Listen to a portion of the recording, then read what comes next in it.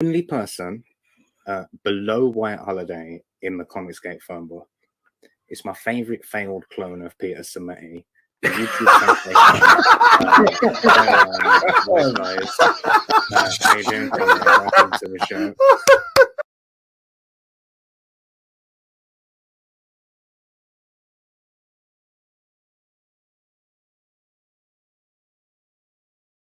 Hello and welcome. Hello. I'm WyzGyzEntertainment. This is your host, Wyman. All right, we are joined today by our special guest, Aria Black. How's it going, man? Thanks for having me, dude. Oh, no problem. You're always welcome here. I love CGUK. And now I love the CGUK bargain bin.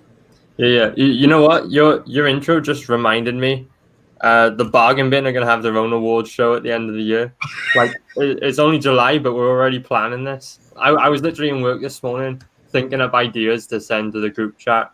So yeah, stay tuned. We'll see if we win anything in the bargain bin one. That'd be funny. I'd be curious as to what categories you guys come up with. Yeah, you know what? We like I'll give you the theme for the show. It's going to be the best of the bargain bin, and like we've got some golden moments to show off. Oh, nice. I bet one of the awards is going to be owner of the largest physical media collection. By which, of course, Bristolian Dave will win by a landslide. Yeah. Well, you know what? Even that, I don't think he's gonna win. We're just gonna have to make it really easy for him, just like a participation trophy, like just best Bristolian in the group. Oh yeah, win that. There's a good one. All right, there you go. Sounds like a plan. Yeah, it's like when Paul McCartney got asked, "Is Ringo the best drummer in the world?" And he goes, "Ringo's not even the best drummer in the Beatles." Damn. Oh man. That's pretty good. I'm only joking. Dave's the best of us. He's amazing. He is really cool. Yeah. I caught a cool little chat he had the other day. That was neat. Excuse me. I don't know if he's still here, but I've got Greg Levitra here. Hey. Hey. I didn't see Greg around for ages, but then suddenly he's on every stream I do this week. All right. There we go. You're saying? Yeah, I haven't seen Greg around in ages, and then like I see him on every single stream I do this week. Excuse me. Yeah, maybe he did like what some people first chat. Yeah, he was literally what 8 hours early or 6 hours? 8 hours early. Yeah. So I don't know if he stayed up or what on earth happened. He might have done what some people do and take a social media hiatus. Yeah. Which is definitely good advice for anyone who's on social media. Yeah, I tell you what, as soon as Taylor's is all done and out of the way, I'm taking a week off because the hardest part about the whole crowdfunding thing for me is all the tweets I got to do. Like I don't live on my phone like a lot of these Twitter guys do. So like day 1 and 2 after launch, I literally spent all day just staring at my phone trying to reply to all the messages, and it is killing me. Is your wife more into the social media than you are, or is she like you where she kind of stays away from it? No, we're like practically hermits. Anti-social people, but like I'm good with Instagram. That's my sort of social media because it's just pictures, right? Isn't it? Right. But I feel like you got to be kind of like connected to Twitter 24/7 to use it properly. Because stuff's always popping off, and you got to be on the ball. And I just don't have the head for it. Like, I'm too distracted by everything else. Like, I want to draw and stuff, and you can't draw and tweet at the same time. Yeah, unless of course maybe you can get like the software that allows you to Talking to it, is it?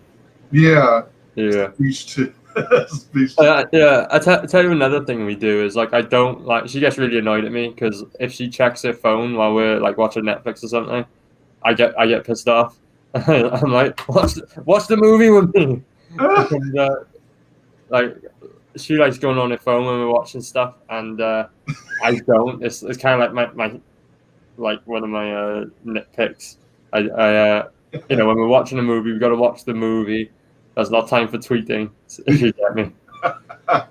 Exactly. Yeah, I mean, I do my best to just focus on the content I'm consuming as well. Yeah. Because otherwise it starts feeling like you're in a movie theater where people in front of you are on their phones. Yeah, that's it.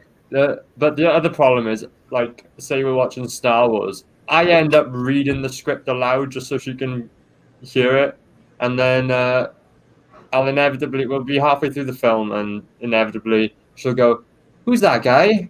And I'll go, "Oh, well, you'd have known if you'd been watching." That's funny. Yeah. Oh man. Oh, WyzGyz, I was just I noticed at the top of your Twitter you have you did that challenge where you post all your CG books that you own. You have loads. It's got to be the biggest collection I've seen. Well, there are backers who have probably have even more than I do, unless they mostly go for the original art. But yeah, I was doing that, and everything was going really clean and organized. Yeah. And I start taking the photos, but then I forget to take a photo of all the books on my bed, right? Yeah. And by then I've already started putting back the other books and to make room for the original art. And it's like, what the heck? I totally forgot about the books that I had sitting on the bed.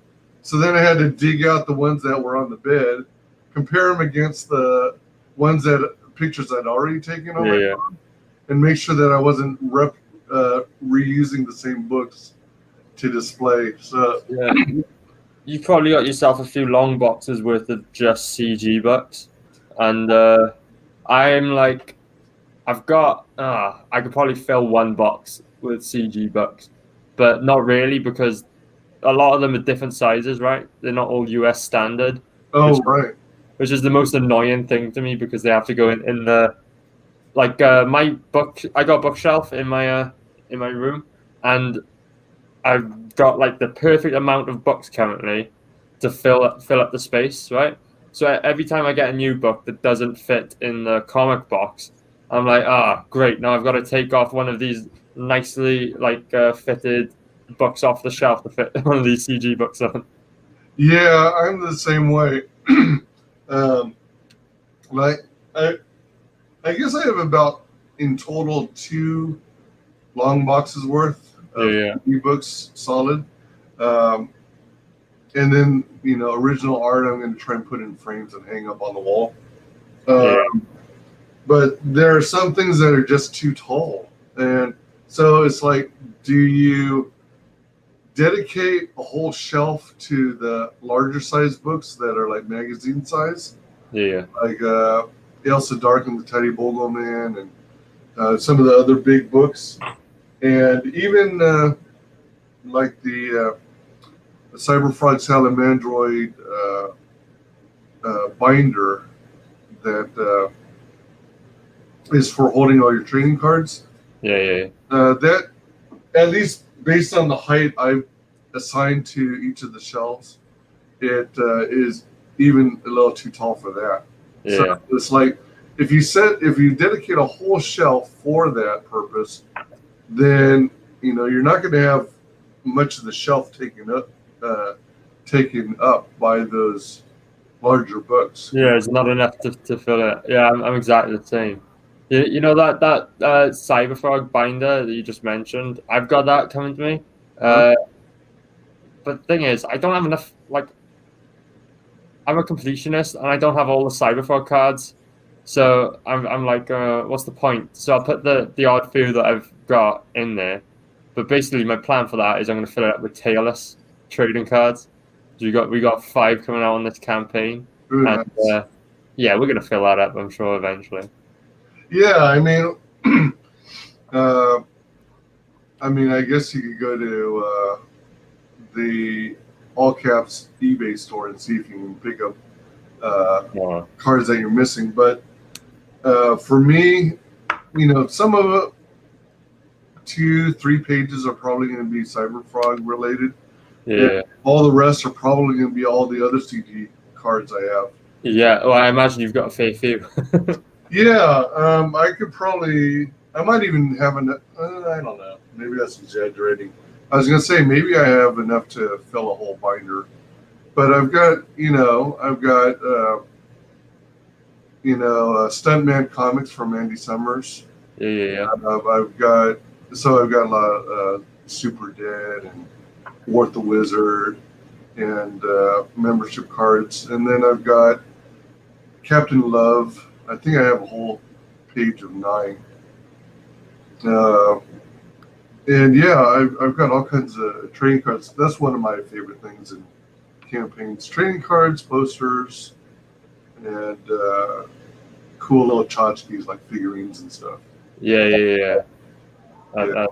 That's the best bit. The little extras you get on campaigns.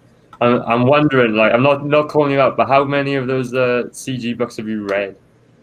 I don't think it's any surprise. I think it's well known that right now, 0. I have not read any of them yet because it's like I feel like I'm consumed with my work, my second job that I had to get. Yeah. Because I needed something to support my confiscate indie addiction, and then my second job, and then my YouTube channel, which I consider a third job. So between all that, and then eating and drinking, then I don't have a whole lot of time to do much of anything else. Dude, so you've never read a CG book. We could all be rubbish. You've just spent so much money on us. You crack one open. You're like, this is not for me. Open up your own WyzGyz eBay store and flog everything. Welcome, Adams. Hey, dude. Please. Hail, chat. Hail, Aria. Yeah, I go with I back based on whether I see something that connects with me. Yeah. And most of the time it has to be something that is in a genre I enjoy. I'm into superheroes. I'm into giant robots. I'm into the funniest thing, I don't know if I told you before, the funniest thing is when I joined CG in late 2019, I was expecting a huge flood of all these superhero comics. Yeah. But what came out instead was everything but. It was predominantly like werewolves, vampires, Universal monsters, of course, Cyberfrog. Zombies were pretty big early on. And it's like, wow, not a whole lot of superheroes. But I ended up backing a lot of those because I wanted to see these creators succeed and fulfill their dreams and, get their books funded. Yeah, I'm kind of the same. Like the books that I like to read that aren't CG are all superhero stories, right? I don't really go into other like genres. Like my favorite books: Sensational She-Hulk, Marvel's Excalibur, Monkey Man and O'Brien by Arthur Adams, right? But the way I've been buying my seat, like for me, just being a nice person goes a long way in getting me to back a CG book. You know, like most of the books I've actually backed from other CG guys are just because they've been cool to me and like you know, got me on their streams and such, and just nice people. You know, it makes me want to read their book, see what they got. Like Life on Korra, for example, right? I would compare that book to Pokemon, right? But Mike and I, like, he has been so good to us. He has been so good to everyone in the bargain bin and in CG UK, right? That I've gone into his campaign and I really want it to succeed, and I really want to read his books now.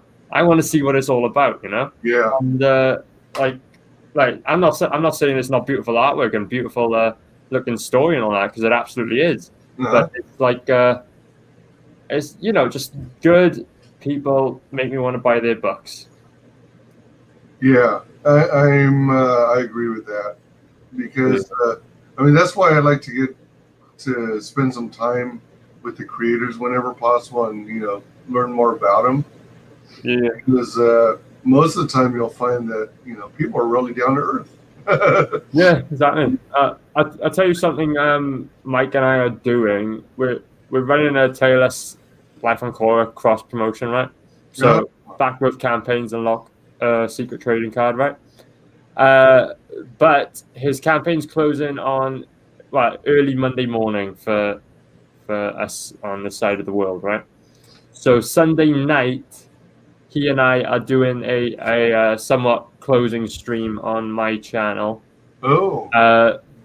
Where like it's going to be mostly focused on Korra. Obviously, that's the book that's closing, but we're going to get a bunch of. We'll open it up. I've told everyone in the CG UK group, like, if you've got something you want to talk about, hop on the show. It'd be really cool to, you know, get a whole bunch of people on the show talking about books and stuff, and just to get some more eyes on his campaign before he closes out. That's a good idea. Yeah, I'm hoping that show does well, because it'd be good to get some good numbers on that one before. Oh yeah, for sure. Yeah. I think people realize that good superheroes aren't that easy to come up with. yeah. Like Taylor is a superhero, but he's not like a human. So you wouldn't really think of him like alongside the MCU or DC, you know, those kind of superheroes. But like I have my own ideas for superhero universes that I want to come out with eventually. Like my next project, I've told everyone, is going to be the first full-size Taylor issue, but I was really tempted to move on and do call it quits for Taylor, like after this book for a while, because I got these superhero ideas I want to do. I was thinking get those done, and then I can come back to Taylor. But at the same time, I'm too excited with Taylor, so I've got to get it done and out the way. So, but yeah, it'd be really cool in a couple of years' time to move on to like my version of a proper superhero universe. Ah, nice. Yeah. Nice. Just trying to get at this darn thing. Whoop. I guess I can't do that. That's it. Thanks, Adams, for posting my YouTube link. Cheers, dude. Yeah, for sure. Thank you for dropping links. You know what? Hold on. Let me check something real quick. All right, good. Yeah. So, had to make sure Adams was a mod. Sweet. Yeah. Hey, okay. So it has been what feels like ages since you were last here. It was during the pre-launch, actually. Yeah, I did a few shows with you, like 2 or 3. Yeah. But yeah, we're officially 1 week into launch now. I launched this time 7 p.m. GMT last week, so we still got a few hours before we're officially 1 week in. But we've passed 2.5K in a week, so I'm a very happy guy. That's crazy. That's cool. You know, we did 2K in 16 hours on opening day. So we've made £500 over the next 6 days. Nice. So like it slowed down a bit, but I guess that's to be expected. But for a first time, like this is my first Indiegogo campaign, right? I've never done this thing before, and I had no idea what kind of response I was going to get out of it. But I am absolutely blown away by everyone who's like put their faith in me to deliver this book, and I'm so excited. Like on opening day when we crossed the goal, right, and then that night I couldn't sleep. I was just wired all day long because it was just so exciting. Was it one of those things where, excuse me, was your wife like off to the side going, "Hey, I knew you had it in you. I was expecting it to perform well from the get-go." Yeah, she's helped me so much with this campaign. Like, she's going to be doing the colors on half the book. Well, on 3 issues that are included in the book, and I don't know if you heard, but we've recently discovered she is an absolute whiz at coloring. Like, really? I've been with this girl for 6 years, right? And then only the week before we launched the campaign, she had a go at coloring the Preston Acevedo card, right, that we've got up for sale. Oh my gosh! And she's had a go at coloring stuff before, right? And but she was doing it the way I was doing it. Like, I'm not really a colorist, and I would color everything with like these soft gradients, right, on Photoshop, and it doesn't look like comic book style coloring, right? But so she goes, "Oh, I'll have a go at coloring that trading card for you," and I'm like, "Okay, whatever." I go, "How about you try?" Yeah. How about you try doing it like this? And I show her like an example of like proper comic book coloring, yeah, something I didn't do. And she goes, "Oh, okay." So I disappear for like an hour. I go on someone's stream, right, just trying to promote the book. And then when I'm done, she goes, "Oh, come have a look at this." I go over, have a look. And I'm like, "Wow!" And she showed me the like professional level coloring. And this is only like the 3rd or 4th piece she's ever colored in her life. And like the difference between like piece number 3 and this one is like we unlock something in her mind, like some beautiful minds moment, you know. So yeah, basically, she's cut from this point on. She's a resident colorist for Taylor's. Nice, that's pretty awesome. Yeah, best part is I don't have to pay her, right? So she, little do you know, she's secretly from the industry. She's been doing it for 35 years. We haven't even been alive for 35 years. Damn, I wish I could put my missus to work like that. Correct me if I'm wrong, but didn't you also mention that she's also taught herself to letter? Not really. She never tried that. She's a photographer. Like, she just got out of university, and she's been trying to get a job as a medical photographer, right? Medical photographer. Yeah. So it's like doctors and surgeons will bring her into surgery to like say there's a problem or something. She can photograph it. They can send that across the world to an expert or something, or for like telemedicine, which is say doctors need to take their work home with them or something, you know, or take it to a group of experts, something like that. You photograph it, like photograph the problem to you know, just so like their work doesn't have to be done on the spot, that sort of thing. Huh. Wow. Yeah. Only thing is, in the UK, there's very few actual like job positions going in that field because we have we don't have privatized medicine over here. We've got the NHS, so it's there's no multiple like companies running the health system. There's one company that puts up all the job listings, So, Oh, okay, all so right. it's tough to get in, and she's still working on it. But we've only just started really trying to get her into that field.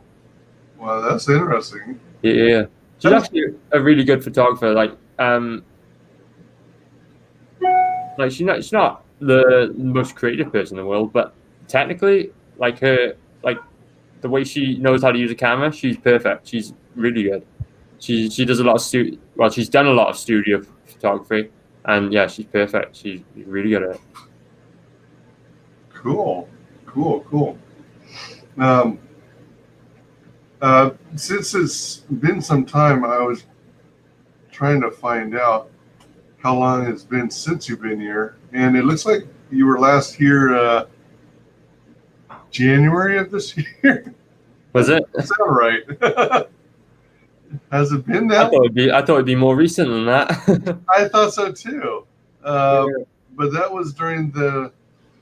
That one was during pre-launch. I know that for sure. Yeah. Yeah. Wow, that's been a while. But since then, you've been swept up in this promotion, this promotional trail, doing the rounds and stuff. Yeah. You know what? It's paying off. Like, it's hard doing all these streams. Like, I was up till like I was telling you before the stream, I had to go to bed early so I could wake up for 2 a.m. to get on Raging Golden Eagle stream. Then after that, I had another stream scheduled. It didn't happen, but I was up for it. And then I had to go straight to my day job, which starts at 5:45 in the morning. So I didn't get any sleep last night. I didn't get any sleep the night before, right? I'm just on so many streams. But it's paying off because I haven't gone 24 hours yet without any new backers. So I think it's working, Oh, yeah. It's keeping, a slow but steady trickle of money coming into the campaign, which is really nice because, if we hit one backer every day for the rest of the campaign, then we are going to do really well. This is going to be, if we manage to do that, this will be, a standout book in CG UK. Yeah. A lot of campaigns, they're lucky if they get fully funded around 22,000 to 3,000 USD. Yeah. But you're already exceeding that, and you're just, did you say in the first week? Yeah. We hit 2K in 16 hours. The funding goal was 2K. Hit 2K in 16 hours. And actually, the funding goal was like, in order for me to make all my money back on this campaign, I had to hit £1,000, right? Oh, all right. I set it to 2,000 as a sort of motivational tool. Like, I thought it would have been it would take me longer to get to £2,000, honestly. So that's why I was so blown away by smashing it in the first day. Yeah. But yeah, we did it, man. It was so good, and we're coming up now on 3K, obviously, because we crossed 2.5K, which means we're coming up to some stretch goals pretty soon. And I was checking out other CG campaigns that have done well, CG UK campaigns, and the average is about just under £4,000, right? I've made 2,500 currently, and we're 1 week into the campaign. So, I'm sure the campaign is going to lag at some point, and I'm sure I'm going to get some days where I get no backers eventually. Yeah. But if we can hit at least one backer every day, we're going to well exceed the average for a CG campaign, CG UK campaign at least. Yeah, that's impressive too. Yeah, I hope that happens, because it would be like a massive confidence boost for me, because like I've been working a crappy job for 2 years now while I've been working on this book, and it'd just be a nice payoff, give me the motivation as well to carry on with all of this. Right, absolutely. Yeah. I wanted to step back and take a moment, and since it has been a while since you were last here, I wanted to do what's customary on my channel and do that slightly deeper dive and get to know your get reacquainted with your origin story. Yeah, so I was bitten by a radioactive spider, and So you're part of the Spider-Verse now. yeah. I don't get me started on the Spider-Verse. I don't like the Spider-Verse. Oh, you don't? No. Tobey Maguire is the only Spider-Man that matters, and that's it, in my opinion. Yeah, I like the Tobey Maguire one. It felt down to earth. It felt relatable. Yeah. And yeah, I think he did a good job all in all. I think he's the best. His costume as well is the most Spider-Man-y of the 3 movie versions we've had, right? Mm-hmm. And he's also the one I grew up with, so I think there's a nostalgia vibe there for me. Yeah, and I don't know if it's true for the subsequent movies, but I think that those movies were the ones that were directed or produced by Avi Arad from Marvel. Right. So he was involved in it, and his influence probably helped, make it what it was. Yeah. Oh no! I tell you, the other Spider-Man that was big in my childhood was the Japanese version. Oh, really? Yeah. You know, the one we had a giant robot is all like the Power Rangers and. Right. Yeah, that was a big one. 6 days in, 47 backers, doing great. Yeah. What does Indiegogo say right now? Yeah, it still says 6 days in, although it is Wednesday for.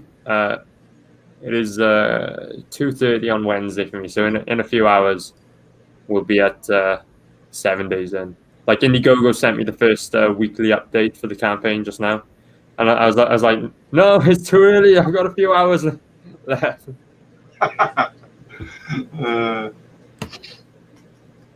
Nicholas Hammond was the best Spider-Man. Was that from the original made-for-TV movie? I don't know. It sounds familiar. I think it was, and I think it was made in the. Yeah. That's the Japanese version, isn't it? Oh, was it? Yeah. I think that's right from what I'm remembering. I had a VHS tape of it in Spanish because, my whole thing is, like, I had a bunch of VHS tapes that sort of got me into this from Mexico, like the X-Men animated series, Spider-Man, Batman, Thundercats, and all that. And that's, like, where this all started for me. Oh, yeah, that one. Yeah, I remember that was good. I remember enjoying that. I did a search for it. Yeah. I remember. Whoops, it was good. Where does that come from? Oh, that's my fault. I opened up the stream on YouTube by accident. I couldn't tell which WyzGyz was talking then, the one on stream or the one on YouTube. It's the one from, it's always going to be the one from StreamYards usually. Well, it depends on what you have muted and what you don't. You see, the only thing that Tobey Maguire Spider-Man was missing was the utility belt and the big bulky web shooters. Like, that's something I like on this design. Yeah. Because Tobey Maguire, famously had the natural webbing. Yeah. From him. But I like the idea of Spider-Man making his own, making like a device that shoots the webs. Yeah. I mean, that's what made more sense to me as well. It's just better for it works better for Peter Parker's character since he's like a science whiz and all that. It just would put his mind to use as well as his body. Yeah. Yeah, definitely. That's been one of the appeals of Spider-Man, the character. Yeah. It also gives him a weakness then, if you were to damage them, for example. Right. All right. Cool. Yeah. So, what what is this here?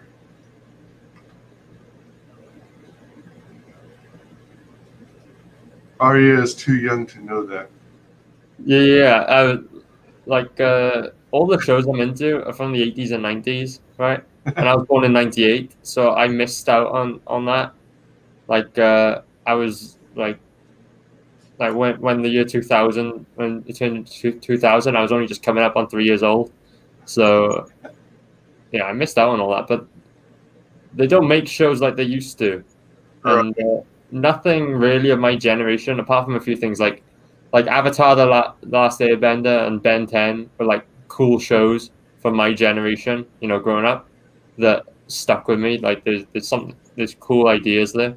But other than that, things like Master of the Universe and X-Men animated series is what I'm really into. Oh, nice, nice. So what were you into when you were younger? And you know, what was it? Movies, toys? Did you get into video games? And I've never been into video games. Like there's one video game that I'm obsessed with, which is Sly Raccoon, right? I don't know whether you know it, but I'm bringing it up and show you.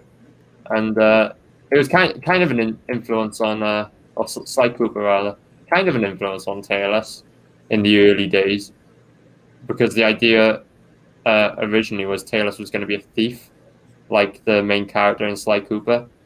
oh, Like just another animal type character. I'm sharing my screen with you so you can bring it up. There we go. Like this guy. This is the only video game I've ever really played and like gotten obsessed with. Sly Cooper. I love this trilogy. But like I'm not a gamer. My brother is. He's really into all this. Like he always had like the latest PlayStation or whatever. And this is his wheelhouse. But I've always been obsessed with movies and TV shows and comic books. Well, like movies and TV shows first, but then it was like later on, I really got stuck into comic books, you know, and that's when I discovered like She-Hulk and all that. oh, okay. Yeah, like I say my favorite books are Excalibur and She-Hulk. They're more recent discoveries. They just I sort of just stumbled across them and then they skyrocketed to my favorites, you know. Oh, nice, nice. But yeah, I was like the generation who grew up with the original X-Men movies as they were coming out and the original Tobey Maguire Spider-Man. So yeah, that's my like those were like the earliest introduction into superheroes, I guess, and you know what got me started. Yeah, I really enjoyed the early X-Men movies. Yeah. Thing or anything.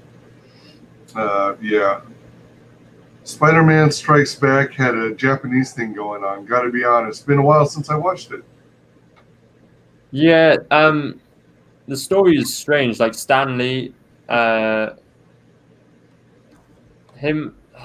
was the story? He had some sort of connection to Saban and the creators of Power Rangers, and he licensed Spider-Man to them or something. So they made the Japanese version of Spider-Man, and he had like a Super Sentai robot. You know when they blow up and they go all big and they're fighting and the city's all tiny. You know, like they did that with Spider-Man, and it was really strange. Yeah. But that's like what the Japanese audiences wanted it in the 80s. Yeah. Yeah. That's a weird, long forgotten Spider-Man, but it's quite cool. Yeah, I thought that was bizarre too. Yeah, and when I was like I said, I had that show on VHS. So when I was watching it, it was in Spanish, and I don't speak Spanish very well. So me as a kid had no idea what was going on, and it's confusing as it is anyway, because you know what Japanese television is like, especially in the 80s. Just no sense of like where to cut the scene, put scenes together or anything. It's just stream of thought put onto tape, and yeah, so I had no clue what was going on, but it's cool to see Spider-Man just jumping around the city. Yeah. Yeah, look at that. Spider-Man had his own Megazord.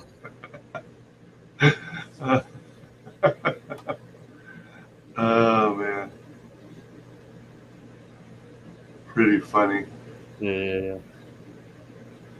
Japanese Spider-Man. Like, if they don't bring this guy back to the MCU, I'm going to be disappointed. Oh man, what if they did it in the next Spider-Verse? Yeah. Oh, funny. Um,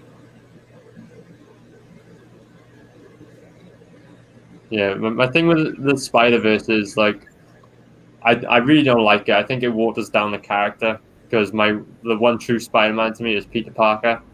And then, as for the movies, for me, it's Tobey Maguire every time. I don't think anyone's done Peter Parker as good as Tobey Maguire yet. what do you think of the newer She-Hulk renditions then? Don't get me. I'm gonna cry if we go into this. You know, it breaks my heart what happened to She-Hulk, and you know they got the Disney Plus show coming up soon. Like, I think it's next year. They're planning on launching that.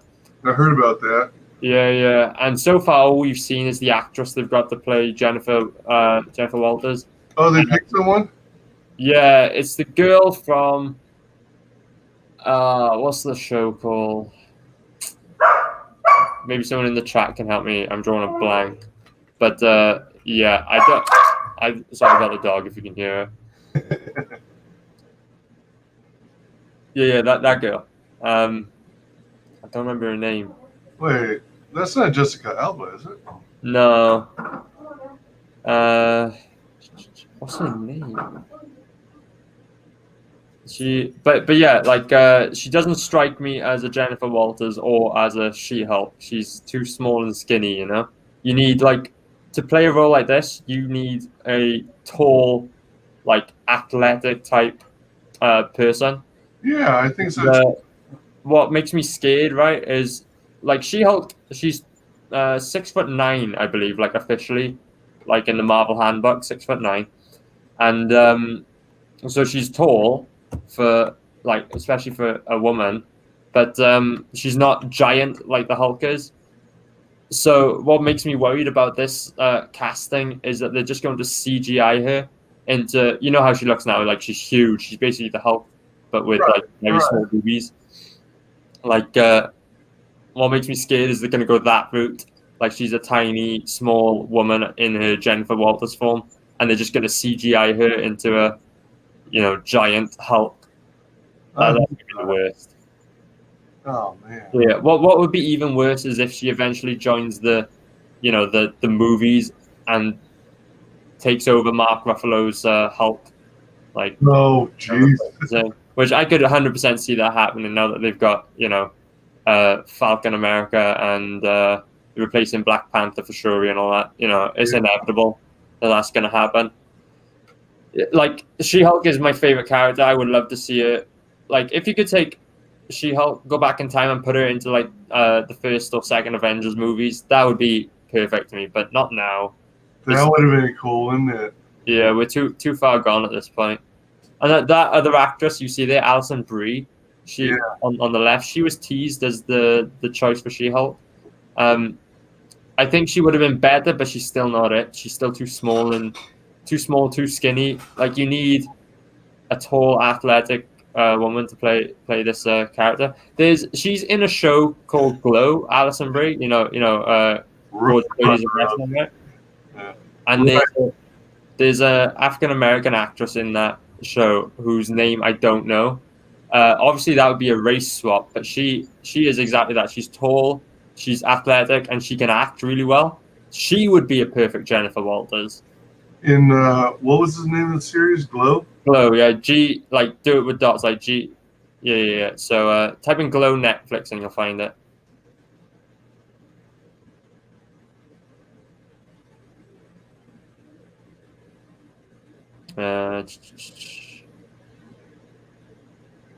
It would help if I remembered the character's name. This is all Allison over here, isn't it?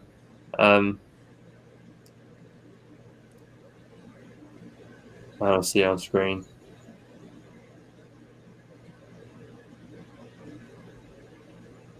I don't know. Maybe someone in the chat can help us out.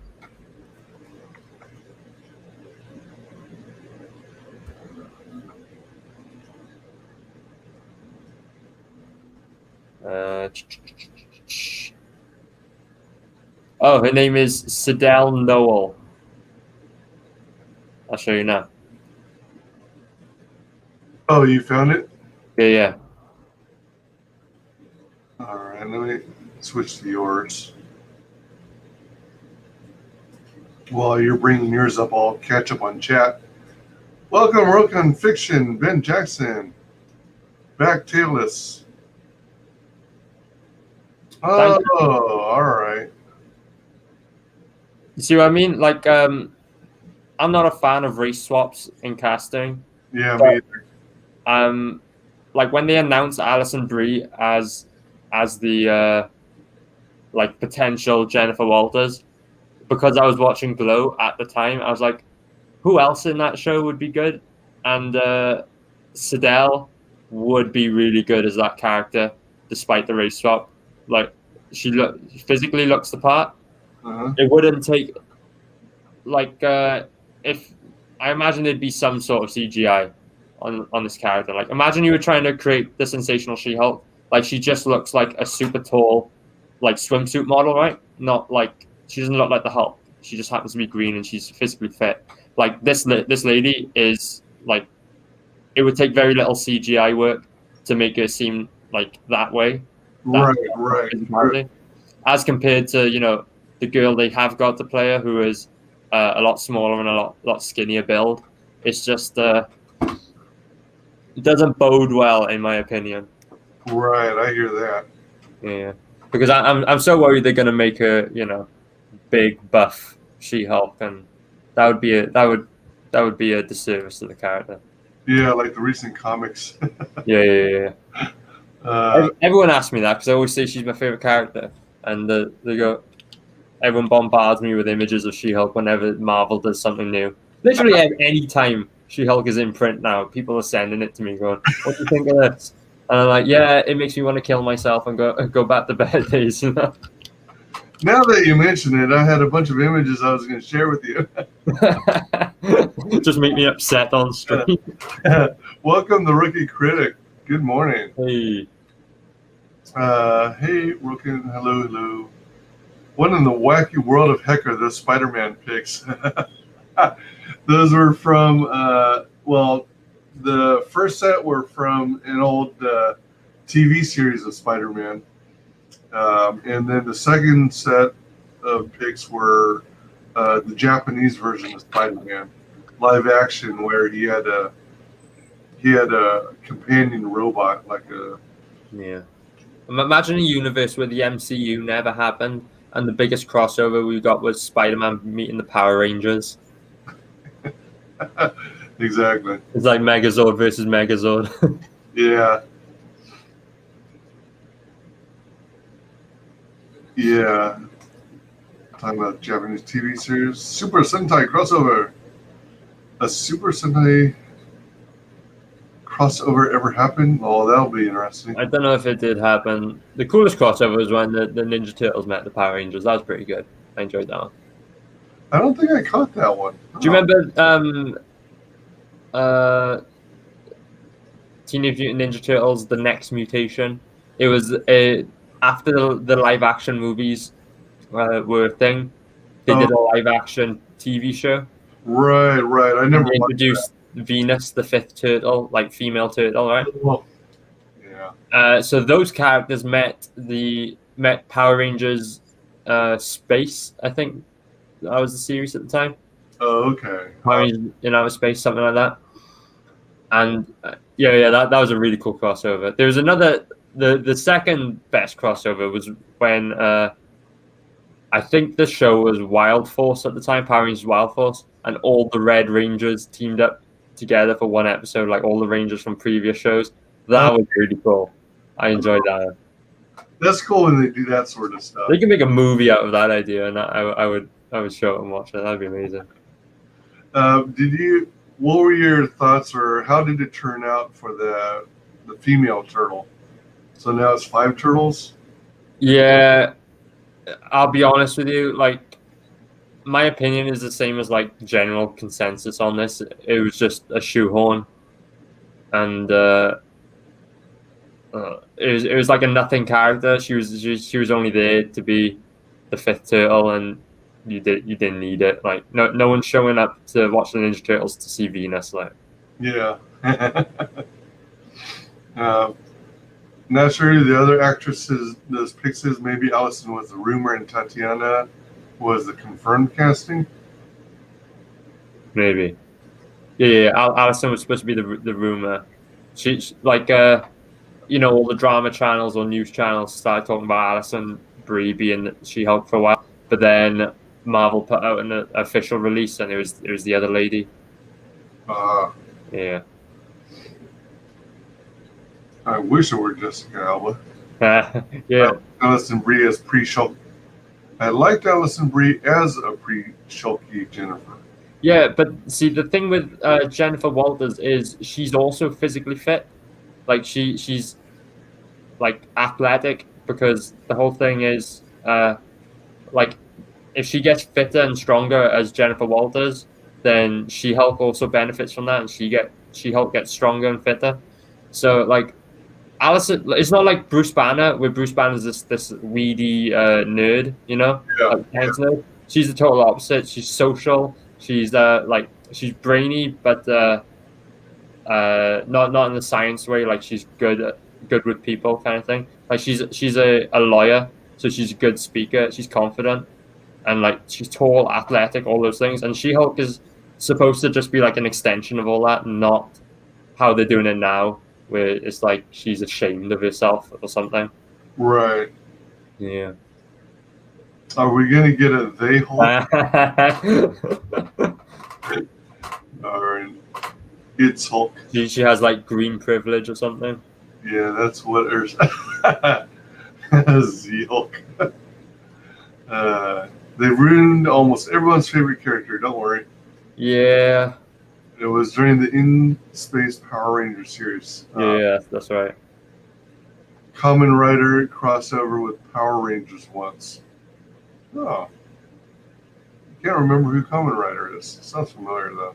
Yeah, Kamen Rider is like the earlier version of Power Rangers, I believe. Oh, all right. Like the like where they got the idea from. I meant pre-transfusion Jennifer, but yeah, ordinarily wouldn't be quite so petite. Yeah, I was gonna say. I mean, I agree with you in terms of the physicality, the build. She should be the actress playing the role. Yeah. Yeah, I just think that's a big, like the physicality of it is a big part in this role specifically, because She-Hulk's all about that, you know, being tall, strong, and confident. It just wouldn't play right to me if it was a small, skinny, like introvert on screen. You know what I mean? Right, exactly. And you know that actress might be like the loudest voice in the room, like exude confidence, but just visually it doesn't strike me that way. So right. it be, you know what? She might be excellent. I might be worrying over nothing, but I'm just I would have cast it differently. Yeah. So, hey, that's pretty cool. The Adventures of Tailless in Outer Space. Yeah. I tell you what, that dollar amount looks a lot nicer than pounds. You know, there's a whole 1,000 above what we are now. Yeah. You earned another 1,000 already. Way. Yeah. So it would be really cool if we could secure another 3 backers today, and I could tell everyone we hit 50 backers in 1 week. Oh yeah, that would be sweet, wouldn't it? Yeah. Like we got Matt. I'm sure. Like even if we hit 1 backer today, 1 backer tomorrow, we'll or 2 today, 1 tomorrow, we'll that'll be good. Just to get to 50 backers soon, you know. Right. Exactly. The sort of mini goals I've set for myself is I really want 100 backers on this before the time is up. That it'd just be nice, you know, get this out to loads of people. Yeah, for sure. What day is going to mark the official first week completion? today in 4 hours time, we've done 1 week. Oh wow. Yeah. And So go ahead. launched on Red Valkyrie's channel. Like opening day, I did a stream with Red Valkyrie, Joe Catapano, and Global Frequency, and then we didn't. I went to bed after that at like 2 in the morning, and then when I woke up, I had my breakfast, and about an hour after waking up, my girlfriend like rushes in. She goes, look, look, look, look, look. She's holding the phone up, and yeah, we passed 2K, and that was amazing. Oh man, yeah. Must be a hell of a adrenaline rush. Yeah, it's just, you know, a nice payoff to what has been a lot of hard work. Yeah, a lot of hard work and a lot of promotion. Yeah, like you know, doing all these streams, it is hard work staying up late or getting up early, you know, to get on all these US streams and all that. But it's also a lot of fun. Like, I've met a lot of guys just this week alone that I hadn't met before, and everyone I meet has nice things to say about my book, and that just warms my little Welsh heart. So, yeah. I'm gonna be so grateful to all the backers when this thing's done.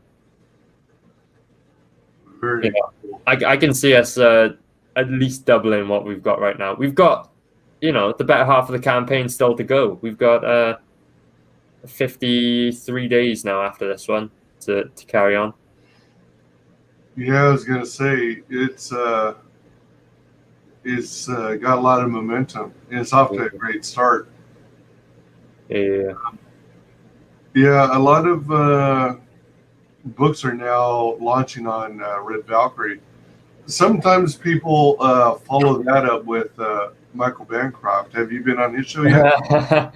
I am trying so hard to get Michael's attention, right? Like, I've dropped him several DMs while I was in the sign-up phase. No response. Like, I'm not saying this. I'm not taking a dig at Michael. I know he's a busy man. He's probably got loads of people in his DMs, right? I probably just got buried under the massive messages. But, yeah, I sent him a bunch of DMs. I got Shay and Sai from Red Valkyrie to send him a message. Coin Mark sent him a message. Alejandro, you know, Columns of Creation, sent him a message. I'm commenting on all his Twitter posts. I'm like, what have I got to do to get this guy get on this guy's stream? You know? Yeah, exactly. You had Shane Davis on, you know, the guy who did Starlight Cats. Right. Yeah, he had him on his stream this morning. Oh, did he? Yeah. And I was like, I think, like, obviously Shane Davis is a much bigger guy on YouTube and in CG than I am.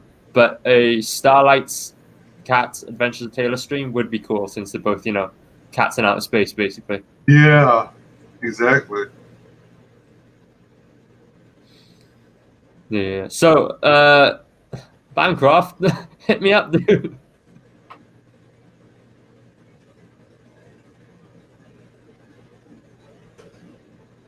Boom. Campaign to get you on its channel. Yeah. Honestly, I'm gonna need a boost to like halfway or towards the end of the campaign, right? So it'd be cool to go on Bancroft's show.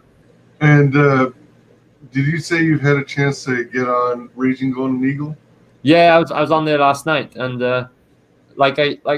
I've not been on shows like that, like during the sign up phase or anything. So like, there's a whole bunch of people in the chat and everything that I hadn't met before, and like, I hadn't spoken to Raging Golden Eagle before. Really cool guy. Yeah, really nice. Like, I wasn't on there for long because I had another stream scheduled. It didn't end up happening, but I had to get off early just in case. Right. But yeah, he's a nice guy. Yeah, like, I appreciate everyone who gets me on to talk about my book, you know. Oh, sure. How about Peter Samedi? Yeah, I've been on Peter's show a couple times. I haven't been on his show since we launched, though, so I'm gonna have to keep an eye out for that. He always does the Monday call-in shows, right? Yeah, he does the Monday ones. Yeah. And if you haven't, John Malin. You know what? I missed out on my chance to go on John Malin's stream the other day. He posted a tweet saying like anyone with signups, like drop your link below and I'll get you on the show tonight, right?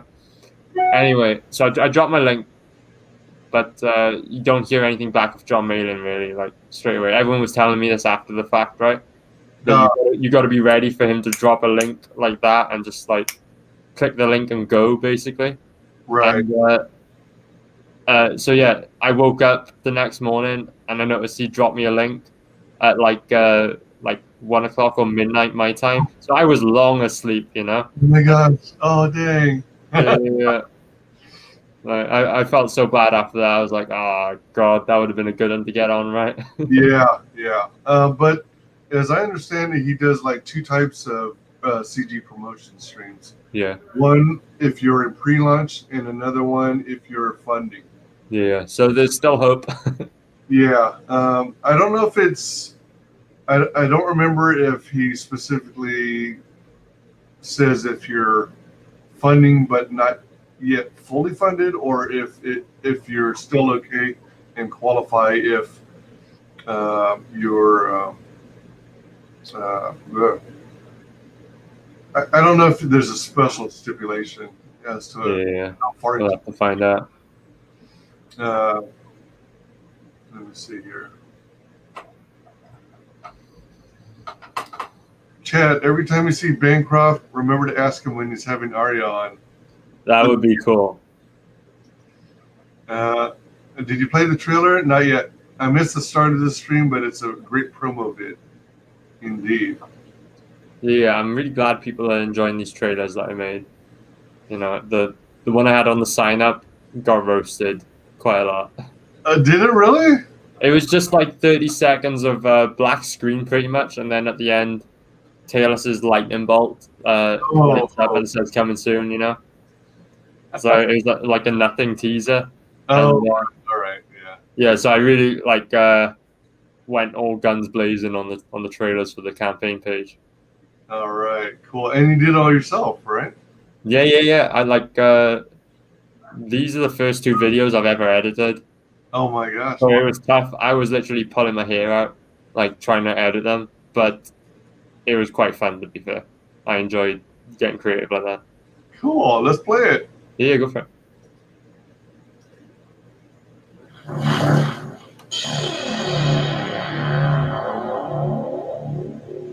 Evil lurks in the darkest corners of outer space.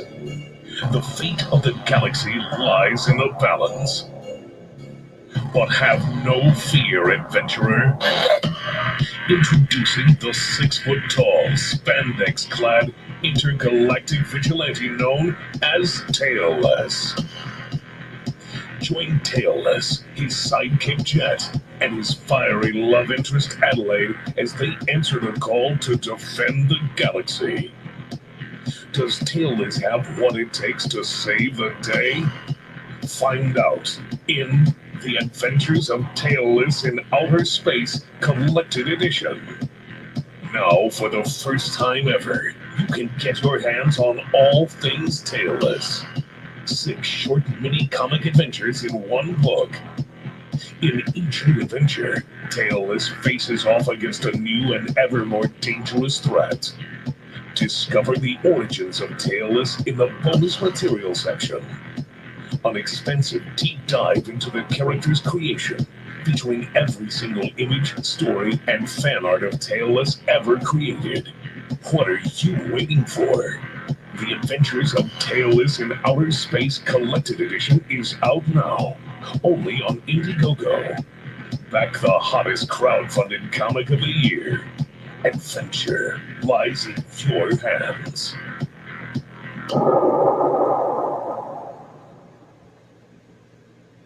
Damn. What do you think? That is a market improvement. Yeah. Wow. Glad you like it. At the very end, it was kind of cool. You set out some items on a table that kind of looked space age, like the hovering, rotating rock or whatever that is. Yeah, I got my friend Graphic Goose to do that. He's he's a 3D guy. Does Oh, all animations and stuff like that. He helped me out big time with that. and then the thing on the right, was that That's Taylor's gun. yeah, it looked like a gun. Yeah. Oh my gosh. So you already have like a model of it, like a Yeah, he model of he's that made gun? a few things for me. Graphic Goose. He's done the laser gun that was on screen. He's done. He was the guy who made the teaser trailer for the pre-launch page. And he was the guy, and he's also created Taylor's spaceship, right? Like he's done me a little animation as well of the spaceship flying, and yeah, he's just a very talented guy. Oops, dang it. What the hell? Yeah, he did me some gifts as well that I was going to put on the campaign page, but I just could not get Indiegogo to upload my gifts. It just would not work. Indiegogo has a big problem with the image uploading system. Like, Yeah, you gotta fit within specific, precise. yeah. But they're very they're not exactly clear as to what the specifications are for your images. It's a guessing game, really. And basically, the way I got around it was just compressing and compressing and compressing the files until they were so small that it would just upload, but lose like so much detail. And yeah, as far as gifts would go, you basically got to be a hacker to put gifts on your campaign page. You have to be. Yeah, you have to go into the code for the page and like put it in that way. And I just do not have the head for that, so yeah, it's just easier to leave them off, Welcome, Happy Blobfish Productions. Hey there, getting ready to go to the Y and then work. Hope you all are doing well and have a wonderful stream. Thanks so much for stopping by. Wow, yeah, that was pretty cool. Very informative. There's a second trailer if you want to watch it. Yeah, absolutely. That's a hell of a lot of. I mean, you got a lot of different effects in it. Yeah, and it took ages to render. Quite fancy. Yeah. I'm new to editing videos. Like I said, that was the second video I've ever edited together. And I downloaded a bunch of these like glitch effects, and they took so much processing power from the Mac to render. It took ages, and literally it was a case of like I drop an effect on. If I move it one frame to the left or right after it's rendered, the whole thing's ruined, and I got to render it again before I can view the preview. Really? Yeah. I'll be honest with you, that's probably just me not knowing how to use Premiere Pro properly. But like I said, I was pulling my hair out trying to make these trailers. Yeah, I wonder. Now it makes me curious as to how long it would take to render on my system. What have you got going on? Was it? What have you got going on? Oh, I've got a Mac Pro tower. Yeah. 12 core processing, 2.66 gigahertz, 64 gigs of RAM, 13 terabytes internal hard drive storage, and 1 gig video. Yeah, I've been thinking of getting myself a better setup maybe after this campaign's done, because I want to be able, like, we've got a Mac and we've got a PC. I couldn't tell you the specs of them, but they struggle to the PC's pretty old now, and it's struggling to keep up with Photoshop and Illustrator and Premiere and all these Adobe programs I've got on there. Like sometimes it just runs really slow and it's impossible to do any work.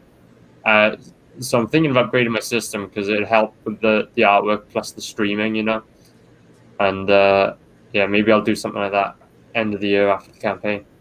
Yeah. Yeah, I mean, you could probably do with an upgraded motherboard, a new video card, more RAM. Yeah. Of course, a new processor to go with that motherboard. Yeah, I just need like the computer's old. It's seen better days, you know. And that's the main one I use because that's got Photoshop and all that on it. So that's what I use for the coloring and editing. But I think at this point, like replacing parts, I might as well just get a whole new system. Yeah. Start from scratch. Yeah, that's probably the best route. Yeah. So the second one is probably this one.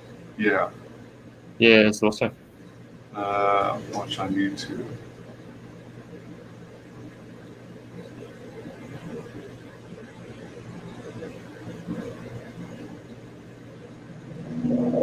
Adventurers beware. Evil lurks in the darkest corners of outer space. They're here to take over. Have no fear. Now you have the power to save the galaxy. Introducing CashApp, the 2-inch tall defender of the galaxy. You'll never stop us, tailless. Think again, bad guys. Take that. Well done, adventurer. The galaxy is saved. CashApp Tailless comic book and other merchandise now available on Indiegogo. Back the hottest crowdfunding book of the year. Adventure lies in your hands. Oh my gosh, that's cool. Yeah, I noticed Jimith in the chat got the whole muscle figure reference. Like, Keshi Tailless is my bootleg, my take on muscle figures, you know? Like, Cool. there he is, look. The 2-inch tall defender of the galaxy. You can see mine is missing his middle finger. And if you're paying attention to the trailer, the very first shot where I slam him down on the table, he's missing his finger. It's because it's this figure. And I only realized after, like when I went to edit the footage, that the one take before that one that is on the trailer, I slammed him down and dropped him on his face, right? And he landed badly, and then the one I used, he's missing his finger, so it obviously broke off on the take before that. Yeah. So that's mine. I promise all backers will be getting theirs with all 10 fingers. All right.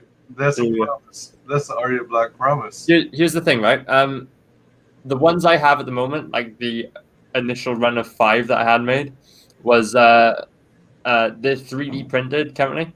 All right. Right, so they're somewhat brittle, right? And but I'm talking to my guy, and he's mentioned that we can do this, but in the sort of gummy rubber that muscle figures are supposed to be made out of. Yeah. You know what I'm on about, right? They're sort of squishy, sort of bouncy, and yeah, these are doing really well currently. We've sold over 30 of them. Whoa. And, yeah, which is great because I had to do at least 10 for them to be affordable for me. So we've done 30, and that means we're in the clear. You know, it's only profit from here. So yeah, if they carry on doing really well, I'll make an announcement at the end of the campaign whether or not we can upgrade these to the actual gummy material. It'd make him a whole lot more, like, you wouldn't have to worry about dropping him or anything or slamming him on tables like I did. He wouldn't break. Also it would just feel a whole lot more authentic, and that's what I'm going for with these figures, is the authenticity. Like you notice on the trailer, all the artwork with him has Japanese text on it, and even the Tailless logo is a Japanese version of the actual Tailless logo. So, like, I'm really trying to give back as a flashback to 1980s Japan when muscle figures are like the big craze. Oh, yeah. So it's legit Japanese translation. It is a legit Japanese translation so long as Google Translate is correct. Oh, right.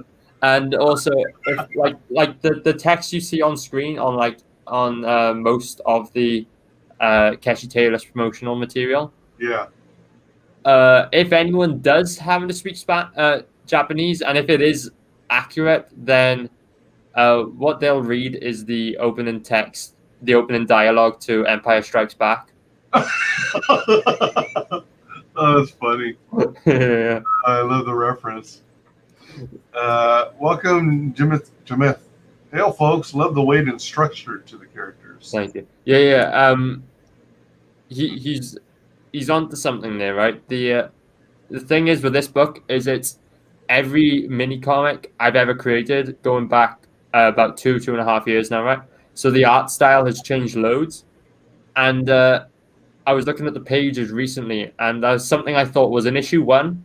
The characters kind of look floaty, like they're like floating in the backgrounds, as compared to like issue 7, where they're very much grounded and they have weight to them.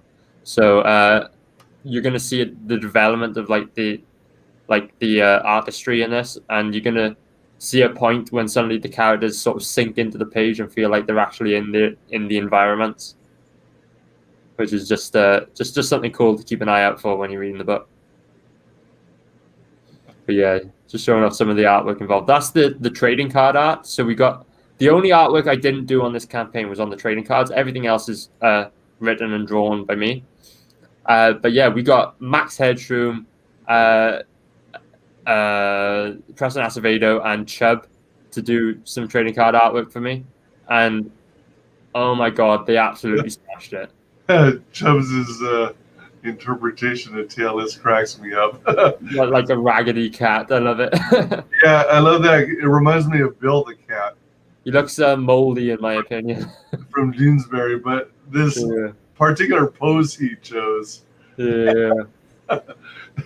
It's kind of funny. Yeah, and it's real cool seeing him like alongside the Mary Boys, you know. Yeah. Yeah, for sure. Yeah, the big thing everyone's talking about are these beautiful 3-titted demon babes, right? They're called the Sirens. They're the bad guy in issue 5, and they're my absolute favorite characters from the whole book, even more so than Taylor's. Like, I love these ladies. They're just really, really fun to draw for a start, but they're just really fun to write as well and play around with in the story. And yeah, there's a whole bunch of them in the campaign. There's a whole bunch of original art for sale as well, so you can get yourself a page with these lovely triple-titted ladies on them, if that's what you're into.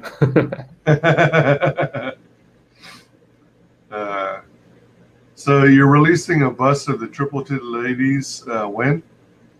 I want to, right? I want to. Like, hopefully this Keshi TLS is the first of many figures to come from the Taylor's franchise, right? Because like I'm as much an action figure collector as I am a comic book collector. Like I'm really into like yeah, it's just as big to me as collecting comic books.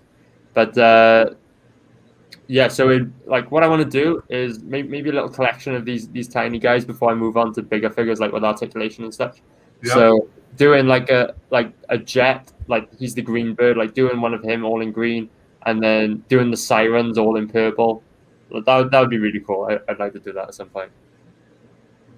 Maybe for the next campaign. Oh, this is like almost like an homage cover because you've got not Daredevil. Yeah. You got TLS. You got the Kami flag. Yeah, that is the cover to the TLS Not Daredevil Ashcan, which is one of the mini comics included in this book. So Mark and I teamed up. He's writing the story, and I illustrated it. And yeah, the cover is a really cool CG UK crossover. So there's a whole bunch of other characters in the background. Yeah. Yeah, you know. Only Death Can Save Us? Yeah, Only Death Can Save Us. Kim Il-sung. You've got Elsa Dark and the Tatty Boggleman, Captain F-Head. Yeah. All 4 of the Mary Boys are on there. You've got Charlie's London. Who else? Holy cow. Yeah, Taylor's spaceship flying in the background. Yeah, so we actually sold that cover, the original piece for it, on launch day. I was very glad because like I'd love to see that end up in someone else's collection. Wow. Yeah, and so that book is featured in the campaign. as soon as we're coming up on £3,000. As soon as we hit £3,000, we're unlocking an extension to that Ashcan. So 4 extra pages would make it 8 pages long, and then like the next goal is another page extension. So adding 2 pages to issue 1. So hopefully, and I'm sure we'll hit them all. Hopefully, we'll end up with 7, 8-page mini comic. So that is 56 pages of story content. But then we've got the bonus section as well in this book. So this is going to end up about an 80-page story, an 80-page book rather. Very nice. Yeah, so you can see that little strip with the different covers on there. Those are the first 5 Taylor's issues, mini comics. So they're all 8 pages currently, apart from the very first one, which was 6 pages. We then got the Taylor's Not Daredevil Ashcan, and then if you scroll down a bit, you'll see the other books included. So we've got the bonus material section, which that's really cool. That's going to be about half the book, and it's going to feature every single image of Taylor's I've ever created, because I've kept them all, and they're in a big ass folder in my cupboard, right? And taking up so much space because I'm just waiting to scan them to put together the bonus section, right? And as soon as I do, they can go back up in the attic, right?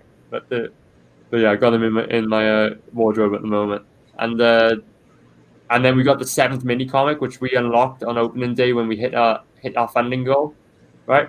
And yeah, this is cool. This takes us to 50 pages of content. So we're currently sat on 50 pages until we hit 3K. And also, this is a prequel story to the first full-size Taylor's issue, which will be my project next year. So the very next book I work on. So this is going to give readers an insight into how the story is going to go moving forward, and it just give you a little tease, see what's to come, and also it's going to be the nicest of all the nicest artwork of all the book. Basically, each comic the artwork improves, and I really feel like I'm firing on all cylinders right now, and it's gonna look pretty. This is the only book that I haven't drawn yet out of the whole Taylor's Collected Edition. So I'll be drawing that now for the next couple months while we're funding this, and then maybe for a little bit after, and then I set the delivery date on this book to December this year, and that gives me quite a wide safety net to get this delivered. Okay. I suspect it's going to take me 2 or 3 months now to get all the content for this book finished, and allow for a little bit extra time if we hit all our stretch goals and unlock extra pages for this. But even if we do all that, unlock those extra pages, I can easily see us fulfilling this year, November, December time. So yeah, come January, we'll be on a blank slate, and I can start working on Taylor's issue, first full-size Taylor's comic, you know? All right. That's pretty sweet. Adam says, not going to lie, I want the Keshi more than the book. Yeah. There is a Keshi single tier where you can just back the Keshi figure. And we've got super cheap postage because we're working with Critical Blast to the USA. So we have got it very cheap. But what I would suggest is back in the bundle tier, which features the book, some exclusive trading cards and posters, and the Keshi figure. Because when you back the bundle tier, you actually get each item at a massive discount as compared to backing them singularly. Because if you were to back this, I've got it set at £12 sterling when he's on his own. And that's is quite expensive for what he is. Obviously, you know, this is a mass produced, so they're going to be at a slight premium to what you would pay for a figure like this on the mass market. But there is a £5 or £6, I don't remember exactly. That's like $7 or $8 discount on both this guy and the book when you back in the bundle tier. You'll be saving that much, and also you'll be saving on the postage then, as a percentage compared to just backing him on his own. But still go for it. Just back him on his own if if that's all you want from this campaign. And something a little bit extra I'm throwing in there is we've made a Keshi Taylor's trading card. Obviously, like I said, this guy is a bit expensive on his own. So just to add a little bit of extra value for any backers who want to go in on the figure, I'm throwing in the Keshi Taylor's card. And just like all the branding, all the text on it is in Japanese, and the logo on the back is the Japanese version of the actual Taylor's logo. So, like, I just want this to be immersive, and when you get it, feel like, you know, bit of an 80s flashback. That'd be really cool. Nice.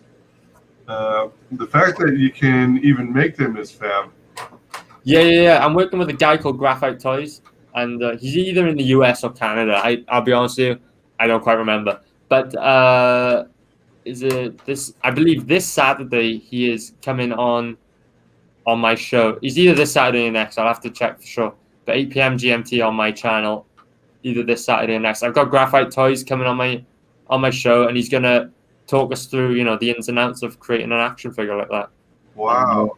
Yeah, maybe we'll discuss plans going forward for more Taylor's action figures, because like my whole brand is Blackness Comics, right? And I haven't featured the logo or anything on this campaign because it's still a work in progress. But this will be the first comic book released under Blackness Comics, and this will be the first action figure released under Blackness Comics. So, you know, hopefully we can continue that trend, add to our catalog, and keep building books. I've already got another book lined up that I'm not working on that's going to be published under Blackness Comics. So yeah, we're looking to expand pretty soon. Nice. Triple Tid Keshi win? Yeah. I want to do that so badly. I want to add another figure, right? I'm torn as to whether the next one I want it to be Jet, his sidekick that you can see on screen, or the Sirens, which are those triple-titted demon babes, right? I want to do both ideally, but I'm also torn on when to do them. Do I maybe make a stretch goal towards the end of the campaign, and if we hit it, we put together another figure? Only problem with that is it would have to be a very high stretch goal to justify the the modeling and all that. Right. What's good is within the like I said, I only needed £1,000 to make my money back on this campaign, right, after printing and all that, and that includes the cost it took to get Graphite to design this for me. So we made our money back on that, but I would have to add, you know, a steep stretch goal in order to justify making another one right now. So maybe it's we add it on as a stretch goal at the end of this campaign, or maybe it's something we invest in for the next one. Okay. Yeah. Yeah, I mean, part of me says put it up as a high stretch goal now so people are aware of it. Yeah. You know, get some buzz on it. But the other part of me is saying, well, this is your first campaign. You don't want to overwhelm yourself. Yeah. We've got a lot going on already. We've got some we've got another weird extra, which is available on one of the add-on tiers, which I haven't spoken a lot about. I haven't put a visual up on the campaign page. That's a job for today after I'm done with this stream. We're offering these. You'll have to excuse me. This says Jeep, but it's just a sample I've got, right?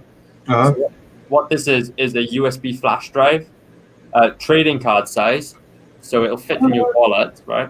All right. So it just folds out like that. Oh my gosh. It's a fully functional 2 GB USB flash drive, right? All right. What I'm offering is one of the add-on tiers is an executive digital tier. What I mean by that is it's not a true digital tier in that, like, you're not going to get emailed it. Whenever you'll notice on the campaign, there's no digital tier on its own, because I'm a collector. I don't like digital tiers, and also I feel like they distract from the main book, and I want everyone to get the main book because it's a nice physical product, and that's mainly what I'm selling. And so I didn't want to distract. But whenever you back a physical book, whether it be on its own or in the bundle tier, you can add this as an add-on. And basically what this is it will feature the book, but the digital PDF, it'll come preloaded on the memory stick. It will come preloaded with high quality JPEGs and images for you to use on social media or as desktop backgrounds, for example. And it will also come preloaded with an exclusive pinup that will be featured nowhere else on the campaign, only digitally via the executive digital tier. Oh, wow. So yeah, I'm thinking of doing a Ladies of Tailless piece. So Adelaide and all the sexy triple titted demons on it. So a little bit extra sauce to whet your appetite. And but yeah, just picture this, but with tailless branding on it. Like there is a visual on the like when you go through to the add-ons, it'll show you closer to what we're envisioning. We've sold 2 currently. Wow. So not sold loads, but I haven't really advertised them too much.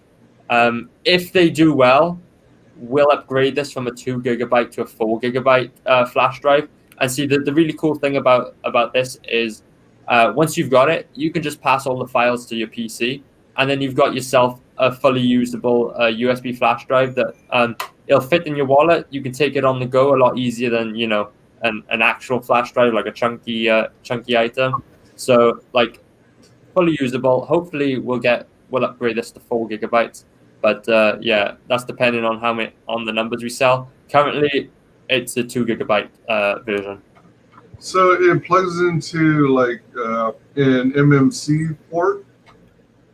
Yeah, it's a standard USB flash drive. That's a USB plug? Yeah. Believe it or not, fits in any USB. Really? Yeah. Wow. Okay.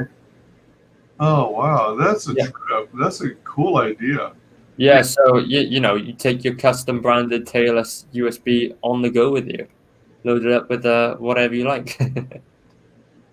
Right out the gate, is it both Mac and PC compatible? I mean, Yeah. It's just standard USB flash drive. It's so on the Mac it'll mount to the desktop, and on the PC it'll mount in File Explorer. Yeah, exactly. All right. Exactly. Now, yeah, there's that. So luckily we've covered the cost for this, even though we've sold small numbers on it currently. But it'd be cool to see that pick up a bit more. Wow. Yeah, that's a neat idea. Yeah. Yours is the first campaign I'm aware of that has done that. Like I said, it's not a true digital tier. Whenever you back the book on this campaign, whether it's on its own or in the bundle, you're going to get the digital PDF emailed to you anyway, right? But for those who really want to get in on this and get all the merchandise, you can get the PDF via the executive digital tier as well. So you get it both emailed to you, and you'll get it on the memory stick. But also on this, what's really cool is you're going to get this high quality JPEGs, which you can't really get online because you know how Twitter and Instagram just compresses any image you upload. So you're going to get everything high quality for you to use on your social medias or on your desktop or whatever you want to use it for. But you're also going to get that exclusive pinup with the sexy ladies of tailless on it. So you'll have the desktop wallpapers that'll be compatible with your desktop computer as well as, say, your smartphone or your tablet. Yeah. That's a good idea for me to, format the aspect ratio different. Yeah, I'll definitely be doing something like that. Yeah, I mean, I just love this idea. I'm much like you, collector-wise. I rarely ever read digital comics. Yeah. So even if it's part of a campaign, I'll rarely access it, or I might even miss out on the link for it entirely. But I just love this idea. I don't know if you'll have time to do something along these lines, or if you've considered it. But I think it would be cool. You know how on DVDs and Blu-rays they've got bonus features, so you can see like behind the scenes. You can see concept images in a slideshow, things like that. Yeah, it would be cool. I don't know. It might have to wait for one of your subsequent campaigns, but I think it would be cool to have like a behind the scenes look at, you know, the creation of your project, a link or a portion, maybe like QuickTime videos or something of, Yeah. you know, showing some of the concept art, things like that. I'm going to be doing a whole lot of like behind the scenes streams and stuff once this book is out, and like I want to stream like the fulfillment process and everything, right? But like I mentioned earlier, this book has a really huge bonus section included in it, and that's where you're going to see every image of Tailless. And when I say that, I mean every image, every crappy little scribble, every mistake I ever made. You know, you're going to see all the rubbish drawings, and I mean every single one of them, because we have kept them all, right? And like when I was like 17 years old, I did a crappy little 2D animation. It was like 2 minute long. I'm gonna put every single frame from that animation in the book, and so you're gonna see them all, mistakes, warts, and all. Right? And you're gonna see everything. So you're gonna see all the rubbish bits, but you're also going to see all the how that turned into all the really nice polished artwork that it is now, and yeah, that's all gonna be this.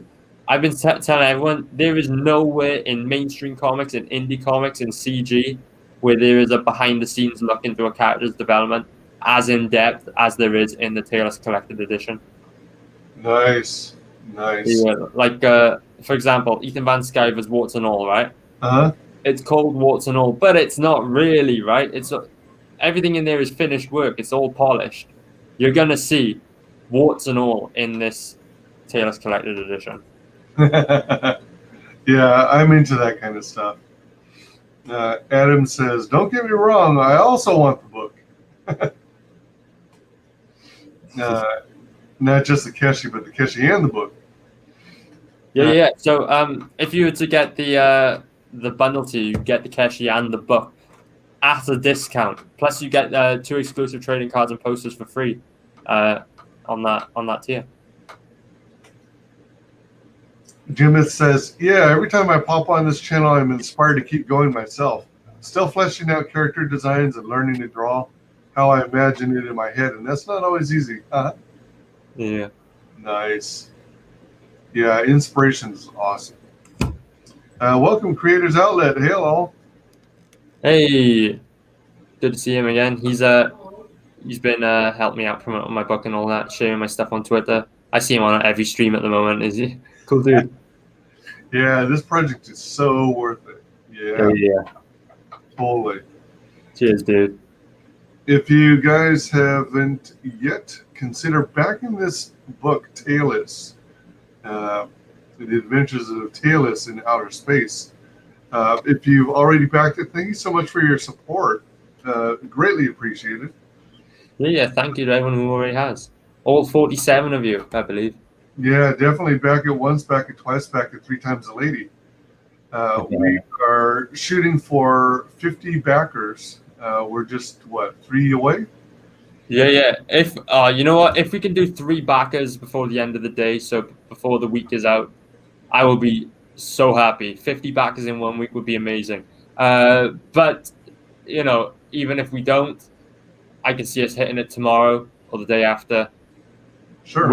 We're so close to 50 backers. Next goal really 100 backers or £4,000, because at 4,000 we're going to unlock all the page extensions to this book, and I'll have to think about adding some more, perhaps more figures. Maybe we'll see. I'll talk to my guys, see what we can do about that. And yeah, at 100 backers, that's just a nice, that's just a nice number. Good amount of people getting the book in their hands, you know. Oh, absolutely. Yeah. If you can't back it at this time, please consider sharing it all over your social media. Yeah. Let me say, for those who have already backed the book, I am super appreciative of everyone who has, put their faith in this campaign and put their faith in me. But let me say, like, even if you're already backed and you want to help us a bit more, consider backing one of the original art tiers, because that is a really like we've got a £100 art tier where you can choose any page from the Taylor's Collected Edition, and that is a really easy way to boost the amount raised on this campaign quickly, and get us closer to those stretch goals. Because remember, we hit these stretch goals, we're going to extend the page count of the book, and we're going to make this a bigger and bigger book.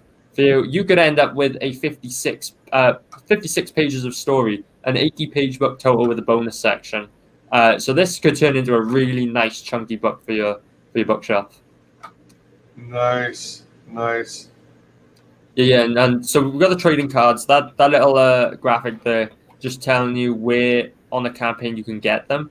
So we had 137 signups, I believe.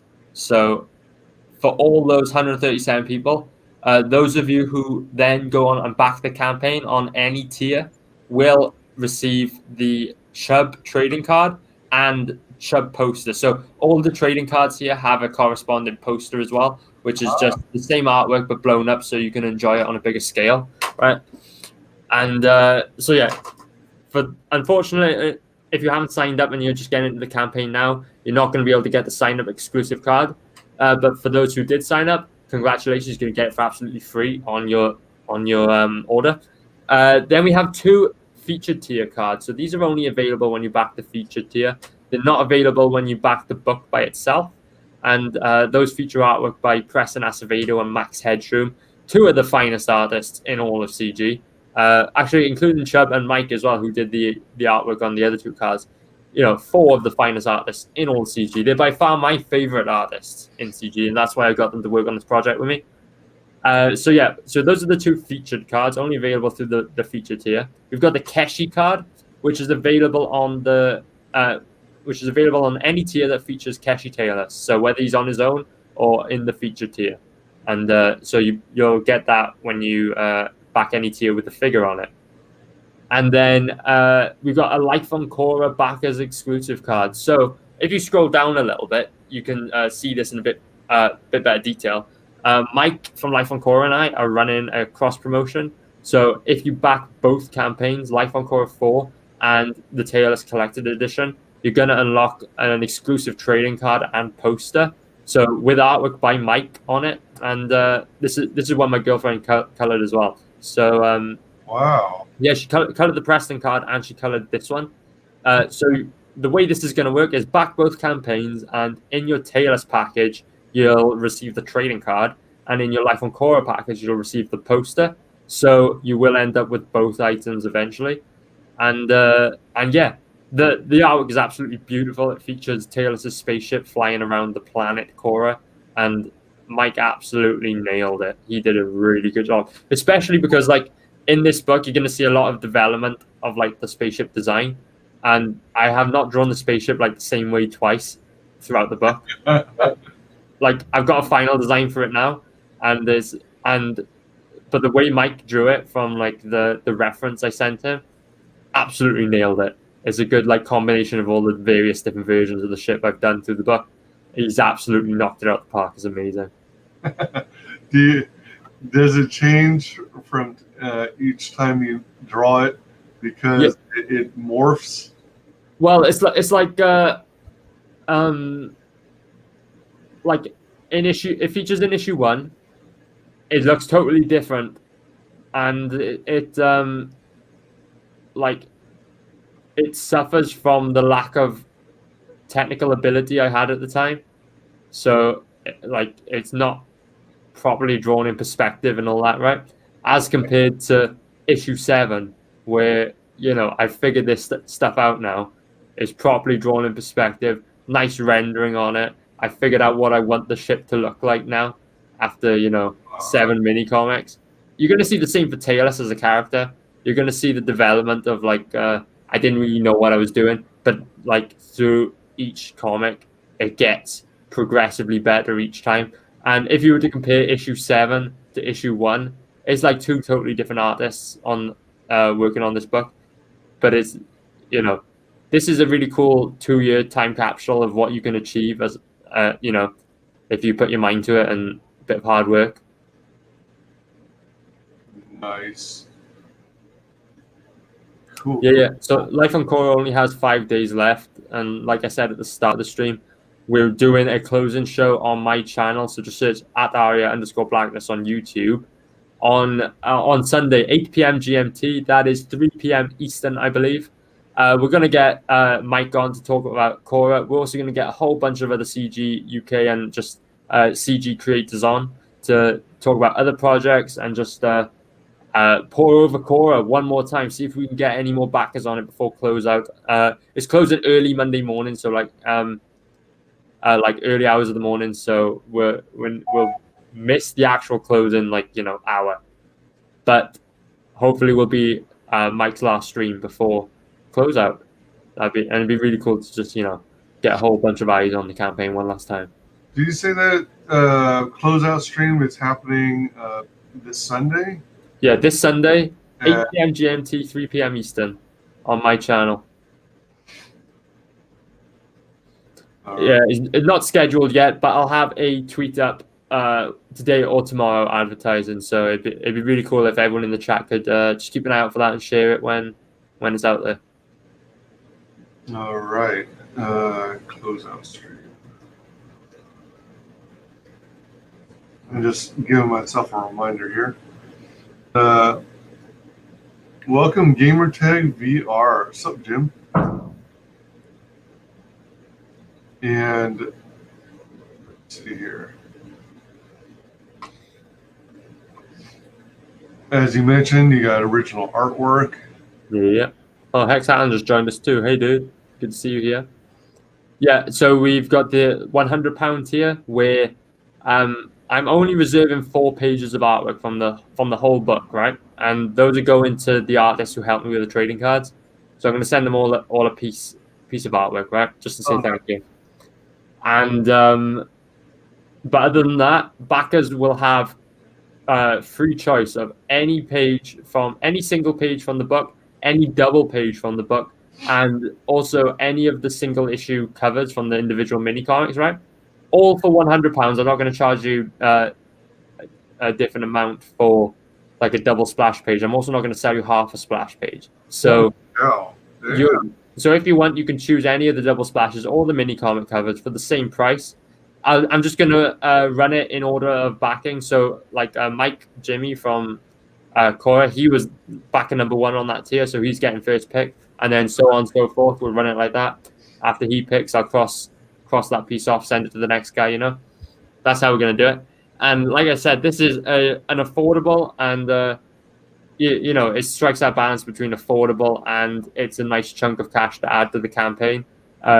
It will help us hit our stretch goals real quick and get to extend the actual book itself. So I'd suggest this tier for anyone who hasn't backed, but also it's a good tier, especially for those people who have backed and want to build on the product that they just purchased.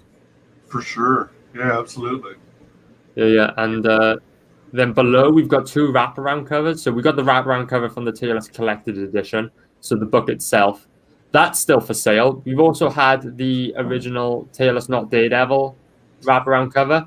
That one's sold on opening day. Oh, gosh. that was really cool. That one's going out. Yeah, that's a good one. Yeah.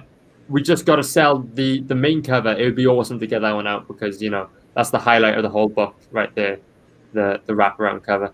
With featuring many beautiful triple-titted demon babes on the cover. That's going to look absolutely beautiful on your wall. Your relatives are going to come around. They're going to think you're an absolute weirdo for putting it up, but it's going to look beautiful. So yeah, everyone back that. Well, I say everyone. Someone get on that tier while it's still there. And then we got the trading card artwork. So that's all available.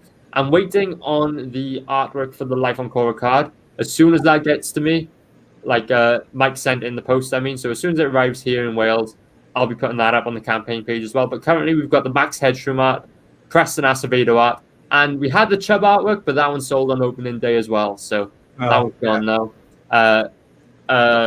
Joe Catapano bought that one, so thank you, dude. I really appreciate that.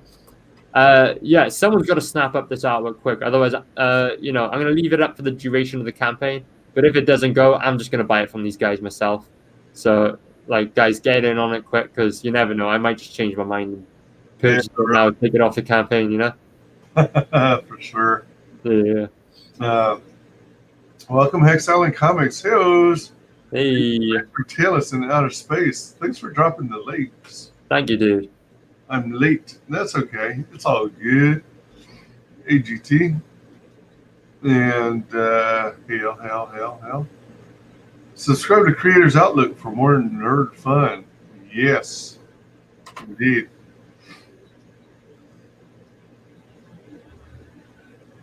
Yeah, thank you to everyone who's backed it thus far. If you've already backed it, consider backing it again. You know, there are family and friends who would be interested in this book. Yeah. I'll say this. You know, if you've got kids in the family who are interested in comics, to give this book an age rating, right? There is nudity in the book, like you know, we got the triple-titted demon babes all over the front cover, but there's no sex, there's no overt sexual like scenes or anything in this book. So let's call this parental guidance. You know, there's alien nudity. There is no sex. So you know, if you deem your kids mature enough to read this book, then yeah, suitable for kids, suitable for adults. Everyone's going to enjoy this. It is a pure flashback to the good old cartoon shows and comic books of the 80s and 90s. All right. Yeah. So the stretch goals we have currently on the campaign. It took me ages to make all the visuals for this page, and then we smashed the funding goal on day one, so I had to update them straight away. You know, which I'm not complaining about, but it did take ages of work. But yeah, we got we unlocked the first one, which is the 7th mini comic, so an extra 8 pages for the book.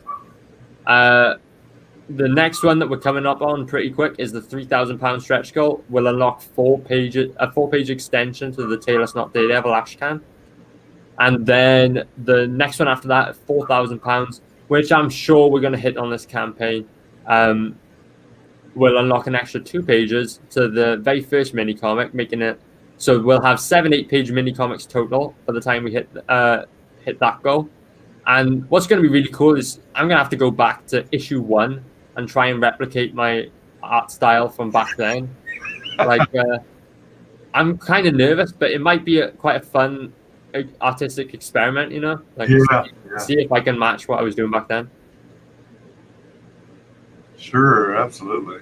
Yeah, and of course, once we hit 4K, I'll add a whole bunch of new stretch goals to this campaign. Nice. Let's check out the tiers. Yeah. So first is that bundle tier that I recommend everyone back because you're going to be saving £5 or £6 at $7 or $8, I believe. So you're getting both items, Keshy Taylor's and the book, at discount. Plus you're getting 2 free posters, 2 free trading cards, and the digital PDF of the book. And then on top of that, we're running through Critical Blast, which means I believe for the US that is either $12 or $13 shipping. And for a book of we compare this to other books of the same weight from CG, that is $5 or $6 cheaper than the average book of the same weight. Oh, dang. Yeah, so super affordable if you're in the US.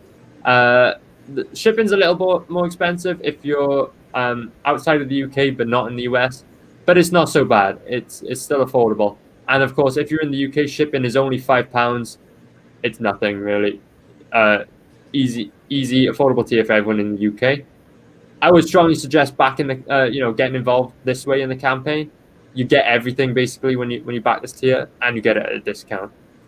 Then the next 2 tiers we have are the figure and the book, but separately, so you get them individually on their own. When you back Keshy Taylor's, you get the figure and you get the trading card. And when you back the book, you get the physical book and the PDF of the book. Okay, all right. Yeah.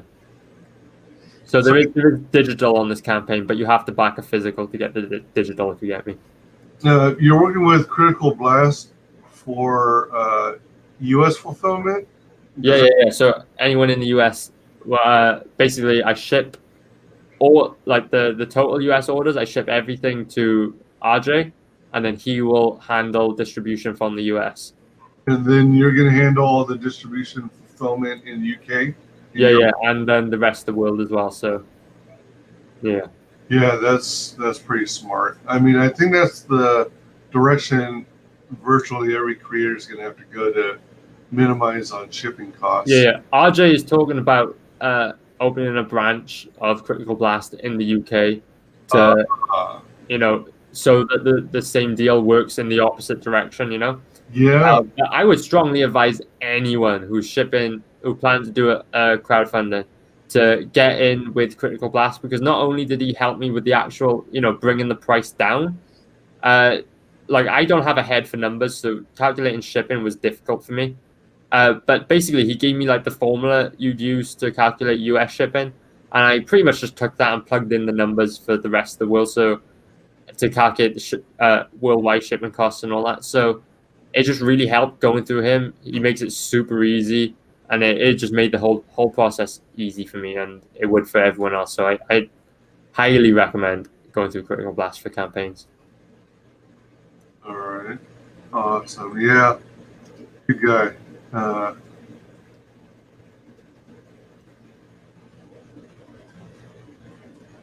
And after that, we've got the interior original art. Yeah. So that's the one where I'm saying you can pick any page from the book, £100, regardless of whether it's a single, a double, or a cover. So any page, you'll get your pick in order of backing. There's so much beautiful artwork on this. Absolutely everything. So if you see a picture on this page, like if you see an image on this campaign page, you can purchase it basically. Wow.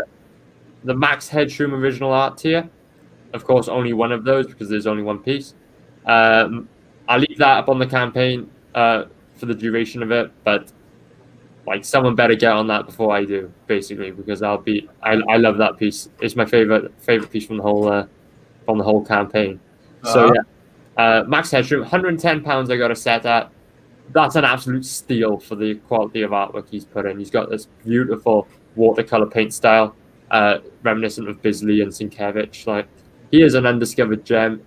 If he ever I could see his work blowing up soon. He's doing the book Rokan. That's amazing. This guy should be charging way more for his artwork, and he's done me a massive favor by helping me out on this campaign. And I thoroughly encourage people to get on that tier ASAP before that disappears. So on go ahead. Yeah, what are you gonna say? On your original art, can you say how many double page spreads you have available to choose from? I believe every book from number 3 onwards has at least one double page. So number 3 has one, number 4 has one, number 5 has 2. Taylor's Not Daredevil is not.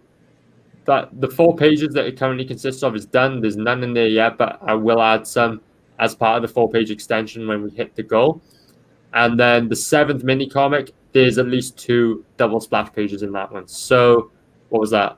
There's 5 or 6 double splash pages available on that tier. Yeah. So because you have so much original art available, that means the entire book is traditional, right?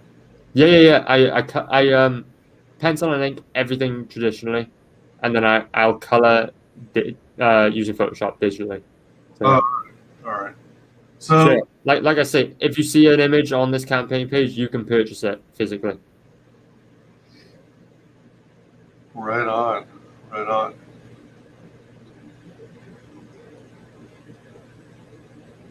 Yeah, then we got the Preston Acevedo art. So same deal there. Preston's absolutely beautiful artwork. It's the line art, so the pencils and inks. That one, £320. Absolute steal for Preston's artwork. It'd be really cool to see that one go. Currently, the only 2 tiers that I won't be shipping is the Preston artwork and the Max artwork.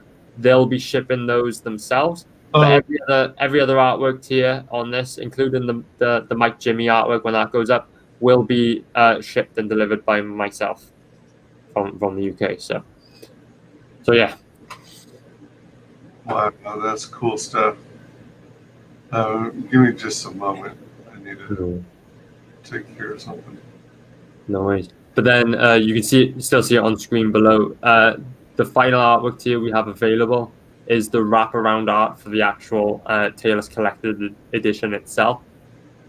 I really want to see that one go more than anything, because that's the main event of the whole campaign, the wraparound front cover, and yeah, it'd be really cool to get pictures back from everyone who backs artwork on this campaign, see what they do with it, whether they put it on their wall or in a binder or whatever. Oh, right. I'd love to see some of that. But yeah, the other two pieces we had on here was the Chubb original art and the Taylor Not Daredevil wraparound art, but both of those sold on opening day, so I'm very grateful. Those really helped the campaign out.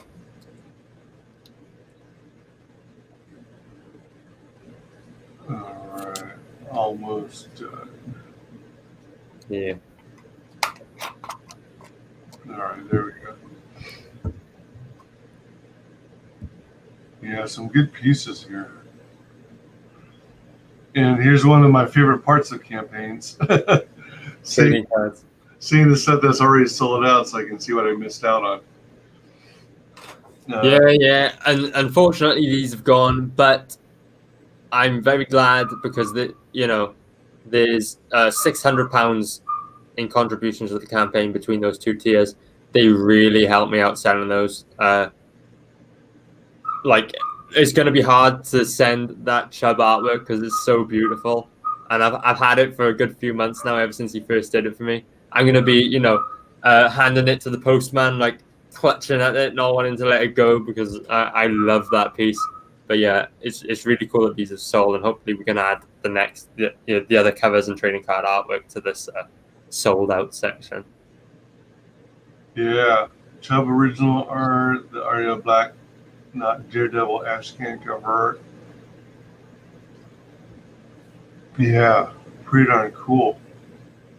Yeah, I tell you what else. We've had a couple. What do you call them? Donations to the campaign. Really? Yeah, and that is really cool. I appreciate that so much. We've had a couple people now. I think it's just two people who have contributed to the campaign, like fairly expensive amounts as well, amounts that they could have purchased, a tier for as well. So I really appreciate that because that shows a lot of faith in me as a creator and in the campaign. They want to see it build and get better. So to those two people who have just donated to the campaign, I am so grateful for you for doing that. That's amazing of you. That is cool. Yeah. I still haven't figured out how or what or how or when people can just donate straight money to the campaign. Yeah. I did. I think you can do it when you go through to the final stage of payment, add a tip or whatever. I'm not sure how they did it though, but I noticed when you check the backer list, you can see what tiers everybody's backed, and there's a couple there which say like campaign donation or something like to that effect. Yeah, I mean they used to have a lot of campaigns used to have on their Indiegogo page like just above or just below the feature tier. Yeah. A place where you can just input a monetary now. But I haven't seen that in some time, so I was curious as to what happened to it or where it got moved to. Yeah, I think Indiegogo provides the feature anyway as you go through to pay, like add a tip or something like that. Very cool, very cool. And let's see. Let's go ahead and play the trailer once more. Yeah. So who was your voiceover person? Everyone's asking me that. I got a guy from Fiverr basically to do it, and he's really good. But if anyone's curious or wants to get him involved on your campaigns, I'm saying just drop me a DM on Twitter at Aria_blackness, and I'll just send you links, no problem. Cool. Yeah, I knew it couldn't be Tommy Marks. Oh no. No one has that deep, powerful voice. Yeah. Very cool. Yeah, I had a feeling it might have been a Fiverr. Yeah. Someone asked me if it was me. And yeah, no way I can do that in a million years. All right, let's play this here.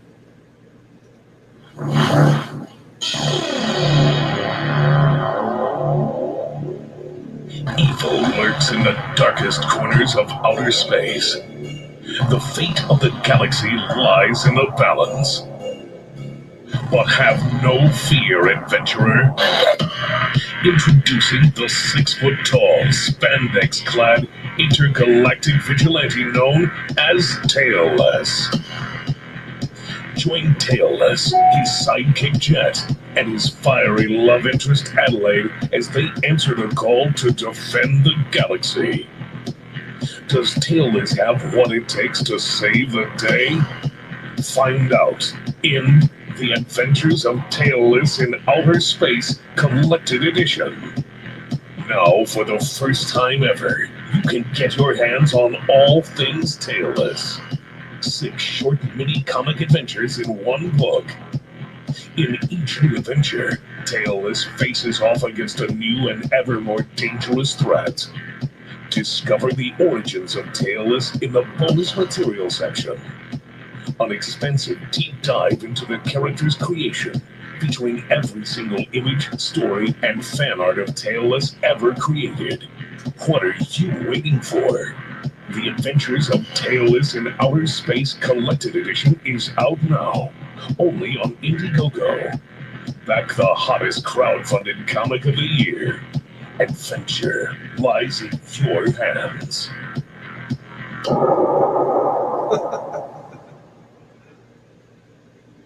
Nice. Yeah, I just noticed Jimith in the chat said getting Bucky O'Hare vibes. Yeah, exactly. That's people keep saying that to me. This is like very Bucky O'Hare. I'm completely fine with that, right? I really like the idea of this being the CG Bucky O'Hare. Like you know how like Mary Boys is kind of CG Teenage Mutant Ninja Turtles. Yep. Like I had never seen Bucky O'Hare until people had started saying, "Oh, this looks like Bucky O'Hare," and then I went back and like, yeah, I get it. It's the same thing. Like Tailless isn't meant to be anything like super original. It is meant to be a throwback to cool 80s cartoons like Master of the Universe and Thundercats and all that. That's where I got the inspiration from. And but yeah, I am 100% happy for this to be the CG Bucky O'Hare. That sounds like a really cool idea to me. Yeah. And speaking of inspiration, how did you wear their tails? Where are the tails? Right, the story there is, like I mentioned originally, like at the start of the show, this back in the day, the first idea I had for Tailless was he would be a thief in outer space rather than a superhero in outer space, right? And he would have lost his tail in some sort of heist gone wrong kind of thing, right? So the other characters would call him Tailless as an insult, and then he'd like adopt it as his super thief moniker, right?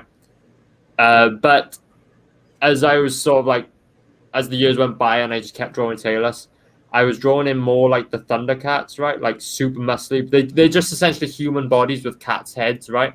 So that's what I was doing. And that's the way I like to envision the characters. And it got to the point where I realized none of the characters in this book have tails. So why the hell is he called Tailless, right? So I thought, all right, I better change the name up. But I was thinking, and he'd been Tailless for so long that every name I came up with just didn't sound right, or just didn't sound original, or just didn't fit well, in my opinion. So, you know, after a certain amount of time, Tailless just stuck. I could come up with other names for him, but it just doesn't sound right to me. He's Tailless to me, you know, and it's grown on me, and I think it's a cool looking name. It just like visually looks cool, so that's where I get the name from. So there is no tails in Tailless, apart from the tails on the sexy demon babes. They're the only ones.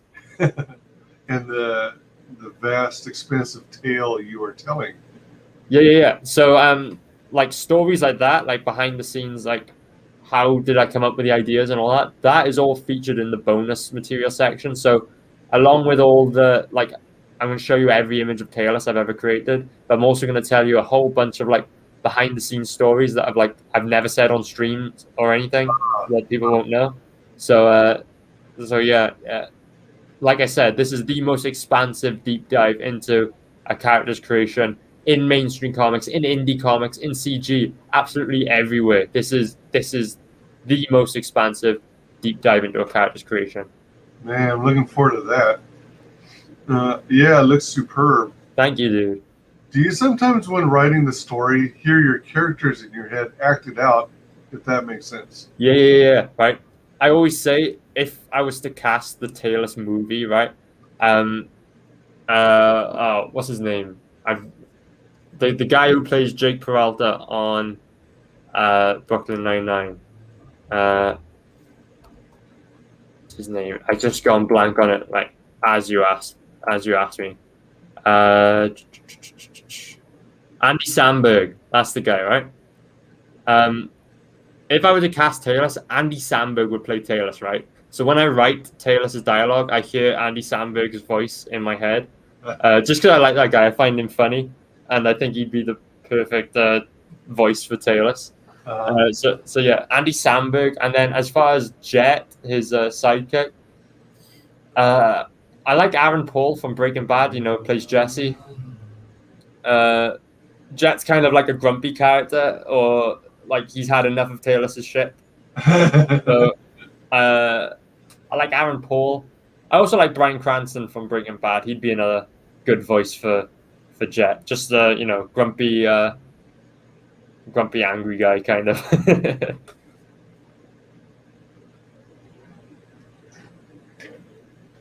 Very cool. Very cool. All right. Yeah, someone asked me on a stream I went on a couple of days ago whether Tailless is like in any way a self-insert, and the answer is no. I don't envision myself in the Tailless story. Tailless is inspired by like Han Solo and Chewbacca. Like Tailless and Jet, the whole vibe is like Han Solo and Chewbacca, like two guys piloting a spaceship, defending the galaxy kind of thing, right? And only difference is they can both talk.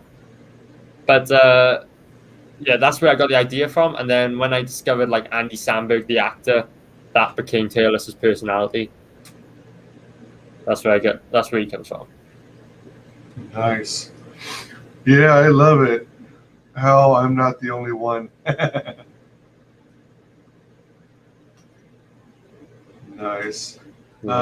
Everybody back this book. The Adventures of Tailless in Outer Space is funding right now. Let's get them up to 50 backers before the week is up. If you backed it already, thank you so much for your support. Greatly appreciate it. But also consider getting it for some friends and family. Back it once, back it twice, back it 3 times a lady. If by chance you don't have the means to do so at this time, please consider sharing this all over your social media. And every share, every like helps. Is there anything else that you wanted to bring up regarding this campaign that we might have missed? No, I think we covered everything. But if people want to find out more about this campaign, then I will say, feel absolutely free to send me a DM on Twitter or Instagram, whatever. You can find me at Aria_Blackness. It's the same handle on YouTube, Instagram, Facebook, Twitter, absolutely all my social media at Aria_Blackness. I've got a couple of days now where I haven't got any streams, so maybe you'll see me go live on my channel. But I've basically got more streams booked than every day after that for the rest of the month. So I'm going to be busy streaming, talking about this book. So you can find me around the place. I'll be advertising all these streams on my Twitter where you can find me. I'll be doing, maybe I'll be adding some extra tiers to this campaign as we progress further into it. Maybe I'll be adding some extra unlockables and stuff. We'll see how that goes. But yeah, let me say, check me out, my channel on Sunday, 8 p.m. GMT. That's 3 p.m. Eastern this Sunday, where we're going to do the Life on Quora closeout stream. That's going to be a really cool one. Be really cool to get some eyes on that campaign. The tweet is going to go up either tonight or tomorrow morning. So keep an eye on my Twitter for that. Remember, @Aria_blackness. And then another really cool stream that we've got coming up is, it's this Saturday, actually. So Saturday, 8 p.m. GMT, 3 p.m. Eastern. We've got Graphite Toys, the guy who designed the beautiful 2-inch Defender of the Galaxy, Keshi Taylors. He's coming on my channel again to talk about the ins and outs of creating an action figure. So yeah, Saturday and Sunday, 8 p.m. GMT, 3 p.m. Eastern on my channel. We got 2 really cool streams coming up. Awesome. Points for the Clutch t-shirt. Oh, wow. No one has ever called out my Clutch t-shirt before on the... They get other bands, but Clutch is kind of an obscure one, I think. Yeah, I love this band. They're awesome. What genre of music is it? Oh, they're hard rock. Right. It is how I would describe Clutch. It is 100% a dad band, but it is the dad band that made it, basically. Like you watch them, they're all middle-aged guys, but they rock out. They're really good. They got a really nice Western style of rock and roll. They've got they're a band that you can tell has been jamming together for years, for decades. You can tell by their catalog of songs, they've got so much and so much variance in the different songs. They're a really good band. Sweet. Yeah, I don't know if it was obvious, but by the hair or anything, but I'm a huge rock and roll and metal head. So yeah, I love stuff like Clutch. Oh look, Creators Outlet's heard of them as well. No, sweet. Yeah, that's awesome. Yeah, they're one of the few American bands as well that tours through Wales, which is always nice. I've seen them in Cardiff a couple of times. Oh, nice. You've got the floor. Would you share with the world how you can be found on social media? Yeah. So you can find me absolutely everywhere on social media: Facebook, Twitter, Instagram, YouTube, @Aria_blackness. It's the same handle everywhere. And like I said, keep an eye on my Twitter for updates to the streams that we're going to be doing this week. We got 2 really cool streams, Saturday and Sunday. We got Graphite Toys on my channel Saturday. We've got Mike Jimmy for the Life on Quora closeout stream Sunday. That's 8 p.m. GMT, 3 p.m. Eastern. There we go. And of course, remember to back the Adventures of Taylors in Outer Space. Remember to share it with all your friends. Show everyone there's so much good stuff on this campaign. Indeed. Adam says, I had hair like that once. Oh, what? I sold a lock of my hair the other day on a stream. How much? Yeah, right. So I'm on someone's stream. I don't remember exactly who it was, and there was a girl in the chat saying things like, "Oh, show me your hair," and then she said, "Send me a lock of your hair," and I go jokingly, "Yeah, okay, I'll send you hair if you back my buck." Well, next thing you know, she's back my buck. So now I got to send her a lock of my hair with the buck. I'm not doing that anymore. No one else asked for hair. I'm not giving this stuff away. I was gonna say what? I wouldn't be surprised if she was just a government agent. She's gonna clone me now, right? Your girlfriend is probably looking at you weird, going, "Why are you sending all these girls?" She woke up in the morning and was like, and everyone was talking about it in the Twitter chat. She was like, "Why are they saying you sold your hair on stream?" I was like, "Yeah, about that." So you're gonna add a new tier where you're selling locks of your hair until Absolutely not. That was a one-off. Okay? Until you've got a short hairdo now. That was a one-off. Lol. Sitting here in the post. Yeah. Oh my gosh. As per usual, you can find me on social media by checking out the stream description in every one of my streams. Please like, comment, and subscribe. Mark the bell for notifications. Please indicate all notifications so hopefully you don't miss a single video or stream. I want to thank everyone in chat for hanging with us. You guys are so freaking awesome. Thanks to everyone who watches this on replay. Aria will shave it off at 10K. I think we'll have to get a bit past 10K for me to shave it off, but yeah. Yeah, all right, I'll put it in the stretch goals. Aria the bald. Thanks for the sub, dude. All right. Thank you. Great show, guys, and good luck, Aria. Keep at it. Thank you, my dude. Yeah, hell yeah. Yeah, it's good seeing everyone here today. All this hard work you're doing, promote. It's important on these campaigns. I mean, there's a certain amount that we as promoters can help with, but then in the end, you have to do your best to be available to, promote yourself and go on channels. Yeah, we haven't gone 24 hours yet without new backers, so it'd be cool if we could get 3 more today. Before the end of the day, we'll be 50 backers within 1 week.